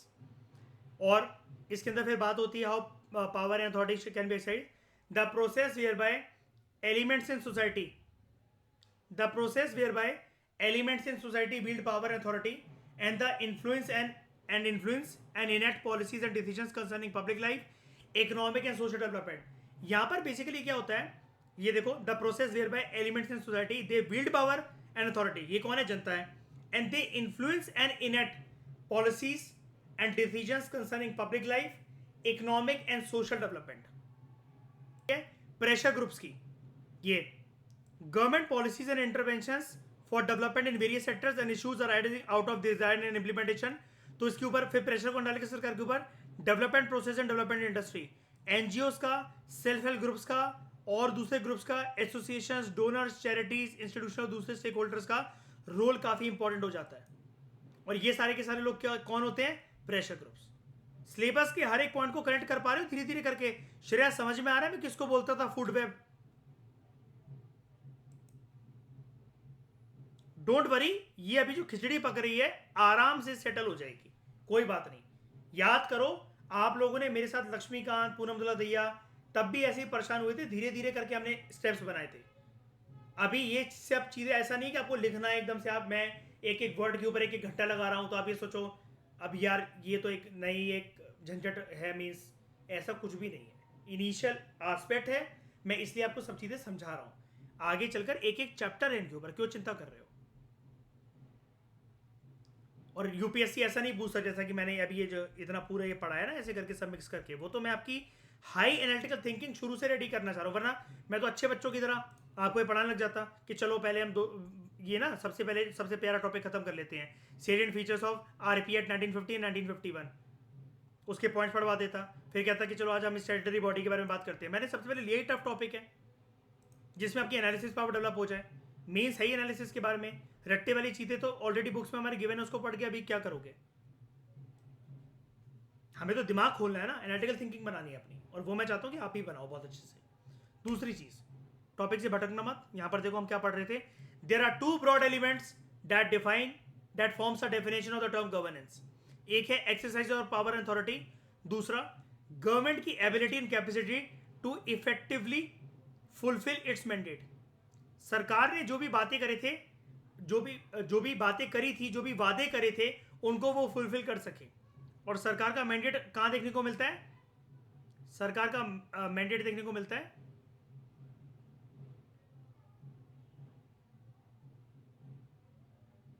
Election के मैनिफेस्टोस में। तो यहां पर किसके बारे में बात होती है? सरकार की सक्षमता के बारे में, capacity of governments to manage resources effectively and to formulate, implement and enforce sound policies and regulations. अच्छी पॉलिसीज एंड रेगुलेशंस, जिससे अगेन क्या पॉइंट हम कह सकते हैं,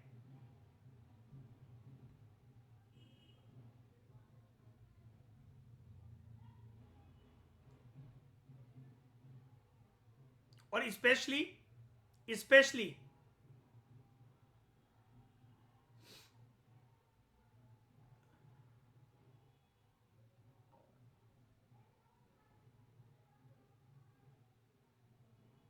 down trodden sections of society, vulnerable sections, downtrodden sections, बुजुर्ग लोग, औरतें, बच्चे, ट्रांसजेंडर, राइट राइट।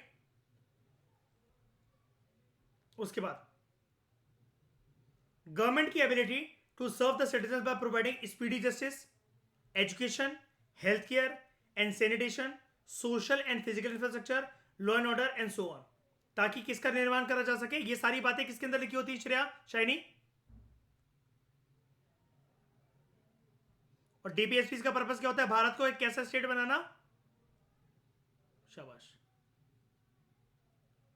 एक बार के लिए जितने मैंने चीजें लिखवाई थी, आई होप आप सब लोग ये चीजें लिख रहे हो, इसको सीरियसली ले रहे हो, एक बार रिवाइज करोगे। अभी जैसे कभी कभार क्या हो रहा है मयूर, कुछ बातें आपकी ठीक हो रही हैं, यहां पर कुछ बातें थोड़ी सी मेरे से अलग हो जा रही हैं। एक रिवीजन के बाद ये एनालिसिस पावर ऑटोमेटिकली आ जाएगी, तब आपका ब्रेन कनेक्ट करने लग जाएगा। लेकिन इसके लिए एक चीज इंपॉर्टेंट है कि आपको जो मैंने स्टैटिक पोर्शन जो शुरू करवाया था एक साल पहले, कुछ महीने पहले, मैं अगेन रिपीट कर रहा हूं, बिना जीएस की तैयारी के मेंस की तैयारी नहीं हो सकती। तो जहां पर भी यहां पर आपको दिक्कत लग रही है, और यार ये कब बोला था, ये क्या होता है, वो क्या होता है, तो आप अपनी अब जो कोर्स की जो किताबें हैं, पूनम दलाल दहिया, लक्ष्मीकांत, तमिलनाडु, नितिन सिंघानिया, जितनी भी मैंने करवाई थी, जो भी मैंने करवा चुका हूं, उन पे जाके रिलाय करो, पीएमएफ आईएएस वगैरह, तब आपकी वो कहानी बनेगी। बार बार रिवाइज करो फिर इसको देखो, बार बार रिवाइज करो फिर इसको देखो, धीरे धीरे करके आपके आंसर्स और अच्छे बनेंगे। पॉइंट क्योंकि ये है ना, हमें 6.5 मिनट के अंदर सारी बातों को एड्रेस करना है मेंस के अंदर, और हमारा हर एक आंसर मल्टी डायमेंशनल होना चाहिए, वहां पर प्रॉब्लम्स दिखें, सॉल्यूशंस दिखें, और एंड में एक पॉजिटिव कोनोटेशन के साथ, ऑप्टिमिस्टिक कंक्लूजन के साथ वो आंसर एंड होना चाहिए। Because as a civil servant our duty is not to highlight the problems but to give a prominent solution with a good smile in terms of good administration. There are various entities involved in the process of governance. तो apart from the formal government and its institutions, सरकार तो होती है, सरकार के 3 organs तो होते ही हैं, लेजिस्लेचर, एग्जीक्यूटिव, जुडिशरी। इनमें काम करने वाले जजेस, सरकारी कर्मचारी, आईएएस अफसर, प्रशासनिक अधिकारी, एम्बेसडर जो कि इंडियन फॉरेन सर्विस के तौर पर काम कर रहे हैं दूसरी कंट्रीज में, राजदूत बने हुए हैं, एम्बेसडर्स को राजदूत कहते हैं हिंदी में, ठीक है। ये सारे लोग तो हैं जो फॉर्मल गवर्नमेंट और उसके इंस्टीट्यूशंस होते हैं, सारे लोग तो एसोसिएटेड हैं। लेकिन गवर्नेंस के अंदर हमें और भी एक्टर्स चाहिए होते हैं। देखो, और भी लोग चाहिए होते हैं, लोग नहीं, और भी स्टेक होल्डर्स चाहिए होते हैं। We need other actors too. एक बात मैं आपको क्लियर करना चाहता हूं, कभी कभार मेंस आंसर राइटिंग करते हुए लोगों का पेन और दिमाग की तार के बीच में कनेक्शन नहीं हो पाता है। आपका एक शब्द सब कुछ तबाह कर सकता है। जब आप नॉन गवर्नमेंटल ऑर्गेनाइजेशन या एनजीओ जिसको आप बोलते हो वो पढ़ते हो, यहां पर कैसे भी करके वर्ड यूज मत करना।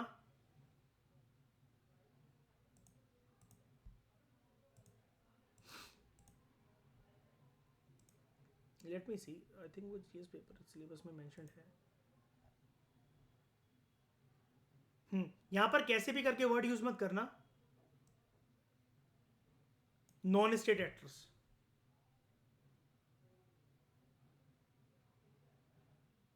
यानी कि इस वर्ड को यूज करके मैं नॉर्मल तरीके से समझा रहा हूं, आप कहोगे इतना तो हमें पता ही है, ये क्या समझा रहे हो। मैं एक बात बता रहा हूं कि कभी कभार फ्लो में कुछ और लिख दो। ये लिखना आपके लिए कैजुअल हो सकता है, यूपीएससी कैजुअल नहीं लेगा इसको। आपका 365 दिन बर्बाद हो जाएंगे आपके। छोट जहां पर ये बातें आएंगी आंसर राइटिंग में क्या गलतियां होती हैं, ये भी मुझे शुरू से ही आपको समझाते हुए लेकर चलना है। जैसे जब मैं डिस्कशंस करवाता था प्रीलिम्स ओरिएंटेड लेक्चर्स की, मैं नहीं कहता हूँ very very very very very very important, तो वो मेरा मतलब होता है कि प्रीलिम्स के लिए तो इसको टैटू बनवा लो अपने शरीर पर, इसके लिए कि ये आ गया तो अपने बाप का नाम एक बार के लिए भूल जाएंगे लेकिन ये फैक्ट नहीं भूलेंगे। ऐसी ये नॉन स्टेट एक्टर, अगर आप यहां पर लिख दोगे कि we need other actors also apart from the formal government institutions, अब आपके दिमाग में एकदम से एक्टर वर्ड है और नॉन स्टेट एक्टर आपने लिख दिया, तो आप तो ये कह रहे हो कि टेररिस्ट का रोल हो सकता है यहां पर गवर्नेंस को इंश्योर करने में। आप समझ रहे हो कितना बड़ा ब्लंडर है ये आपके एक गलत डिक्शनरी मीनिंग पोर्ट्रे करने का। और ये स्कूल नहीं है मैम, हम तो ये कहना चाहते थे, हम तो ये लिखना चाहते थे। यहां आप जानते नहीं हो कौन सी मैम कौन से सर ने किसने चेक करा आपका पेपर, और ना ही आपको पेपर कोई मिलेगा पेटीएम पर। This is a very serious exam. You are indirectly and directly talking to government as an administrator. तो apart from formal government and its institutions, other actors are NGOs, civil society, research institutes, financial institutions, lobbyist. अच्छा, lobbyist क्या होते हैं? जो lobbying करते हैं। Lobbying पता है क्या होती है? सारे इंडस्ट्रीज एक साथ गए, उसको शायनी आप जानते हो कि माइक्रो इकोनॉमिक्स में एक बहुत प्यारा वर्ड होता है कार्टलाइजेशन। कार्टल बनाकर अपने इंटरेस्ट के लिए गए, और ये कार्टलाइजेशन आजकल बहुत वर्क करती है। पहले इलेक्शंस में चंदा देकर उस पार्टी को सत्ता में ले आओ, फिर उसके ऊपर प्रेशर बनाओ कि हमने आपको जो अरबों खरबों रुपए जो दिए थे, अब हमारे लिए हमारे हित में ये पॉलिसीज लेकर आओ। लॉबिंग वैसे किसी भी चीज की हो सकती है। आईएएस की लॉबी होती है, जैसे कभी भी मुख्यमंत्री प्रधानमंत्री आपके ऊपर प्रेशर बनाते हैं ना, आप जाकर अपनी आईएएस लॉबी के पास कंप्लेंट करते हो, जिसमें सारे आईएएस अधिकारी फिर सेंट्रल सेक्रेटेरिएट स्टेट सेक्रेटेरिएट के बाहर घेराबंदी करते हैं, धरने प्रदर्शन में बैठते हैं, ऑब्वियसली मतलब पथराव नहीं करते, गोलियां नहीं चलाते, ताकि सीएम डायरेक्टली आके उनसे बात करे कि आपने हमारे बंदे को ऐसा क्यों बोला, आपने हमारे बंदे को सस्पेंड क्यों करा, इसकी गलती बताओ। नहीं बताई, हम सारे लोग मिलकर आपके ऊपर प्रेशर बनाएंगे। तुम्हारी सरकार हमारे गवर्नेंस के आश्रय चल रही है। तुम हो अनपढ़ नेता, हम हैं पढ़े लिखे यूपीएससी निकालने वाले प्रशासनिक अधिकारी। सारे के सारे लोग ऑफिस नहीं आएंगे, कल से धरना प्रदर्शन करके बैठ जाएंगे, करवा लेना स्कीम्स को इम्प्लीमेंट अपने बाप से। और तब सरकार को झुकना पड़ता है इस लॉबी के सामने। जैसे एक लॉबी का तरीका मैं आपको बताता हूं। सिंगम का पार्ट 1 देखा है Shreya?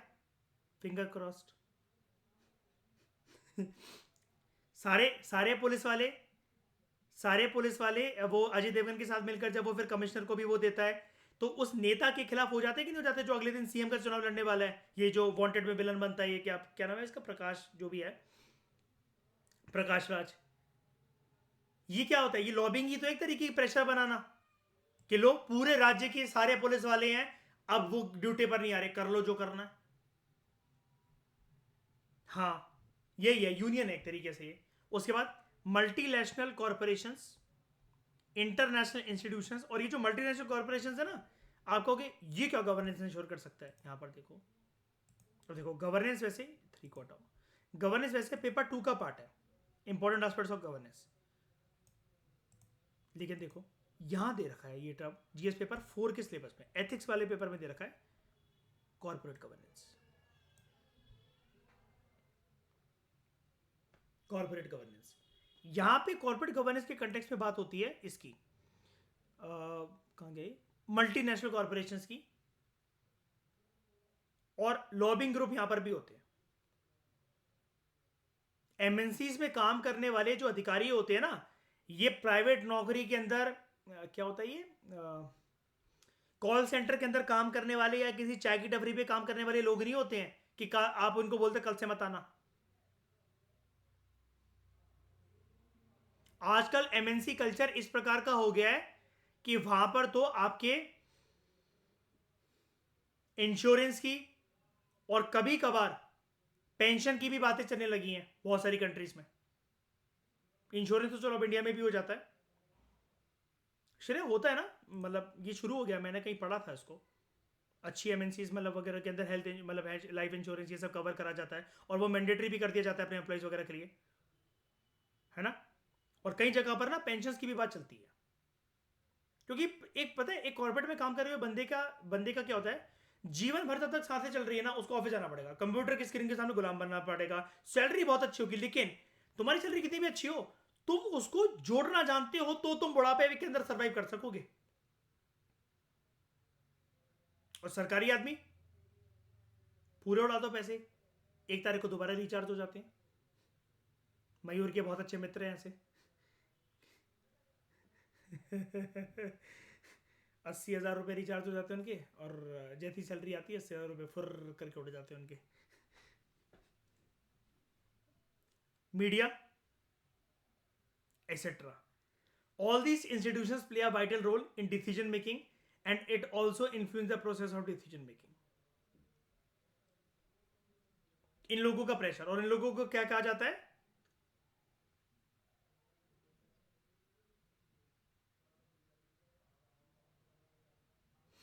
Pressure groups. Governance involves opening up the arena of government to multiple actors, और मल्टीपल एक्टर्स क्या, जैसे कि आपने ऊपर ऊपर पढ़ा। अब opening up the arena of government मतलब क्या, यहां पर गवर्नमेंट को सहयोग की जरूरत है, और यहीं पर काम आती है कौन सा model, mix economy model, PPP model. क्योंकि गवर्नमेंट के दायरे के बाद गवर्नमेंट जिसका भी सपोर्ट लेना चाह रही है वो प्राइवेट सेक्टर से ही आएगा पक्का। सरकारी सेक्टर का बंदा हो तो वो इन्हीं का पार्ट हुआ ना। सरकारी सेक्टर का अगर बंदा हुआ, गवर्नमेंट सेक्टर का ही बंदा हुआ तो फिर वो इन्हीं का पार्ट हुआ पब्लिक सेक्टर का, वो सरकार अपने आप में खुद है। यहां पर बात चल रही है प्राइवेट एक्टर्स को लेकर आने की। तो governance involves opening up the arena of government to multiple actors by mobilising the collective efforts of government. सरकार जो भी प्रयास कर रही है उनको ठोस तरीके से एक धागे में पिरोकर बांधा जाए, प्राइवेट सेक्टर का योगदान देखने को मिले, एज वेल एज जनता का योगदान देखने को मिले इन द डिसीजन मेकिंग। जैसे किसी जगह पर, मैं आपको रियल एग्जांपल बताता हूं, किसी जगह पर क्या, सरकार ने एक प्राइवेट स्पोर्ट्स कंपनी को कॉन्ट्रैक्ट दे दिया था, बहुत अच्छी एश ट्रीज, नहीं मुझे ट्रीज नहीं पता, सॉरी, बहुत अच्छे ट्रीज, अच्छी क्वालिटी के जो ट्रीज हैं, इनकी लकड़ियों से आप स्पोर्ट्स बैट बनाओ, बैडमिंटन के रैकेट बनाओ, in the Garhwal village of Uttarakhand. Community को इन्वॉल्व नहीं करा गया, रेपरकशन चिपको मूवमेंट। ये कहानी थी, आपको पता है। सरकार ने एक स्पोर्ट्स कंपनी को कॉन्ट्रैक्ट दिया था। डोंट वरी, ये सब काम आप जानोगे, मैं हवा में कोई बातें नहीं करता और ऐसे कोई रैंडम फैक्ट्स नहीं पटकता जिसका सोर्स आपके पास ना हो। चैप्टर नंबर 7 पे जाओ आप, पॉपुलर मूवमेंट्स क्लास 12, जो पोस्ट इंडिपेंडेंस की जो बुक है, वहां आपको ये पूरी नॉलेज मिलेगी। For example pulse polio programme, ये फ्री था या पेड था शुरू में, शुरू की बात कर रहा हूं जब ये लॉन्च हुआ।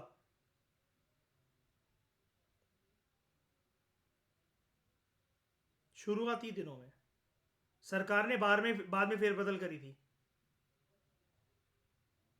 जब लोग आ नहीं रहे, एनरोल नहीं करवा रहे।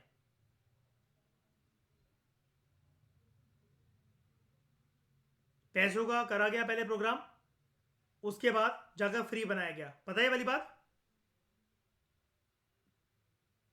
नहीं पता है ये वाली बात? सुना है? क्योंकि ऐसी कोई बात ही नहीं है। ठीक है, ये फ्री है। फ्री था। ठीक है, कोई बात नहीं। दिमाग को एक्टिव करने के लिए ऐसी चीज़ें भी ज़रूरी होती हैं, जहाँ पर मैं आपकी अच्छी सुंदर सी A4 शीट्स को, आपने जो पैड्स लिख लिया उसको कटवा दूँ। Pulse polio programme which aims to vaccinate every child against polio. हालांकि गवर्नमेंट प्रोग्राम था, it is implemented at all levels by both public agencies and private clinics, hospitals in urban and rural areas. ये क्या कर रही है सरकार? Multiple stake holders का योगदान ले रही है ताकि इस प्रोग्राम को यूनिवर्सल तरीके से, यूनिवर्सल का मतलब हमेशा ये नहीं होता कि पूरी दुनिया में इसको प्रचलित करना है। यूनिवर्सल का मतलब होता है कोई भी गली, नुक्कड़, घर, कोना, कुछ भी मत छोड़ो। जहां बच्चा है उसको पकड़ो, उसके मुंह में घुसा दो 2 बूंद जिंदगी की बस। Though it is a government program, it is implemented at all levels by both public agencies and private clinics and hospitals in urban and rural areas, and at many places with direct citizens involvement. हाँ, और citizen involvement मतलब क्या? जैसे citizen involvement का एक बहुत छोटा सा क्राइटेरिया मैं बता देता हूं। एक कैंप लगा हुआ है पोलियो का, घर घर औरतें आई, आप उस टाइम पर घूमने गए हुए थे अपने बच्चे को लेकर, आप नहीं थे वहां पर, जो भी नहीं थे। कैंप लगा हुआ है, जगह जगह पर होर्डिंग्स लगी हुई हैं, बोर्ड लगा हुआ है, आप जाओ अपने बच्चे को आप पिलवा सकते हो वहां पर ये दवाइयाँ, ये बूंद, पोलियो की बूंदें। आसपास के लोग आपको बता देंगे। जो कोई अपने बच्चे को पिलवा रहा है तो वो आपको बता देगा कि यार ऐसे ऐसे ये कैंपेन था, ऐसे ऐसे प्रोग्राम था, हमने अपने बच्चे को पिलवा लिया, तुम भी पिलवा लो। ये है कहने का मतलब। ठीक है, कहाँ गए? हाँ, with direct citizen involvement, the aim of governance is to secure the maximum good of the maximum number of people. आ गया ना वही, maximum welfare of maximum masses. सिर्फ गवर्नमेंट के एफर्ट से ऐसा नहीं होगा, but also with the efforts of private organization in the community. आपने एंड में क्या सीखा इस टॉपिक के एंड में? इसका मीनिंग जानते जानते कि गवर्नेंस का काम, जो कि चैप्टर में शुरू में बोला जा रहा था कि गवर्नमेंट इन एक्शन, हमने यहां से डेविएट करा इस डेफिनेशन से। अगर इतना इजी होता तो यही मीनिंग नहीं खत्म कर देते इसका। गवर्नमेंट के काम से कुछ नहीं होता, सरकार तो पूरी गवर्नेंस सिस्टम का एक छोटा सा पहलू है बस। आप समझ गए? ये जो पर्सन था हार्लन क्लीवलैंड, इसने क्यों पब्लिक एडमिनिस्ट्रेशन के दायरे से गवर्नेंस को अलग करा? क्यों? Public administration is all about government. सरकार के अलावा पब्लिक एडमिनिस्ट्रेशन को कोई इंश्योर नहीं कर सकता। लेकिन जब गवर्नेंस को हमने जान ही लिया है, गवर्नेंस को इंश्योर करने के लिए सिर्फ सरकार थोड़ी ना है, सरकार तो उस बड़ी गवर्नेंस अम्ब्रेला का एक छोटा सा पिलर है, एक छोटा सा पहलू है। उसके अंदर और भी प्राइवेट पार्टिसिपेंट्स हैं, और भी प्राइवेट एक्टर्स हैं, like NGOs, MNCs, corporate groups, lobbyist, international institution, civil society, research institutes, media. Media नहीं प्रेशर बनाती कभी कभार? बताना जरा।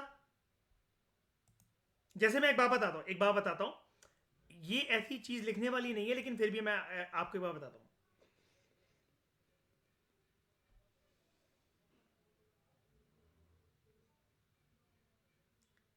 निर्भया के केस से देश आग बबूला था, औरतों को इंसाफ मिलना चाहिए, ऐसे दरिंदों को फटाफट से फांसी पर टका देना चाहिए। उसके बाद कुछ साल के बाद एक दो घटनाक्रम ऐसे और होते हैं, और सरकार ने सोचा बार बार अगर अरेस्ट करा जाएगा इनको, ऐसे दरिंदों को, जनता आग बबूला होगी। फिर ऐसे एक दो रेपिस्ट को जब पकड़ा गया तो कुछ रिपोर्ट ये कहती हैं सरकार ने पुलिस प्रशासन के साथ मिली भगत करके उनका एनकाउंटर कर दिया। इनको जेल में रखने का, इनका केस लड़ने का और जनता के गुस्से का समय नहीं है।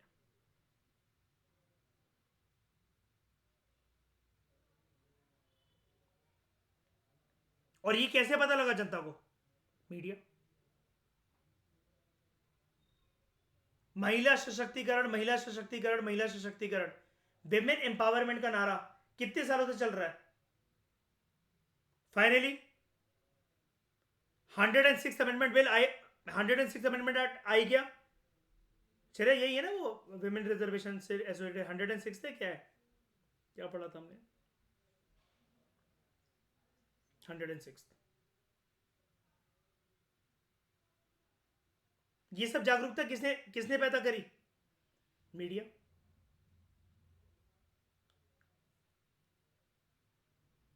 दूसरे देशों में क्या चल रहा है?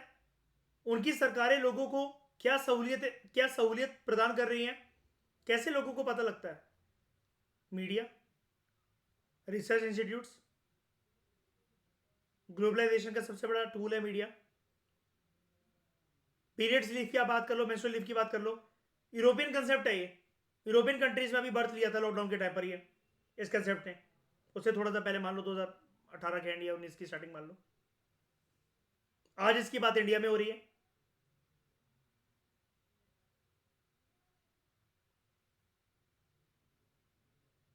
ठीक है, तो इस डिस्कशन में दोस्तों फिलहाल इतना ही। Thank you very much for discussion.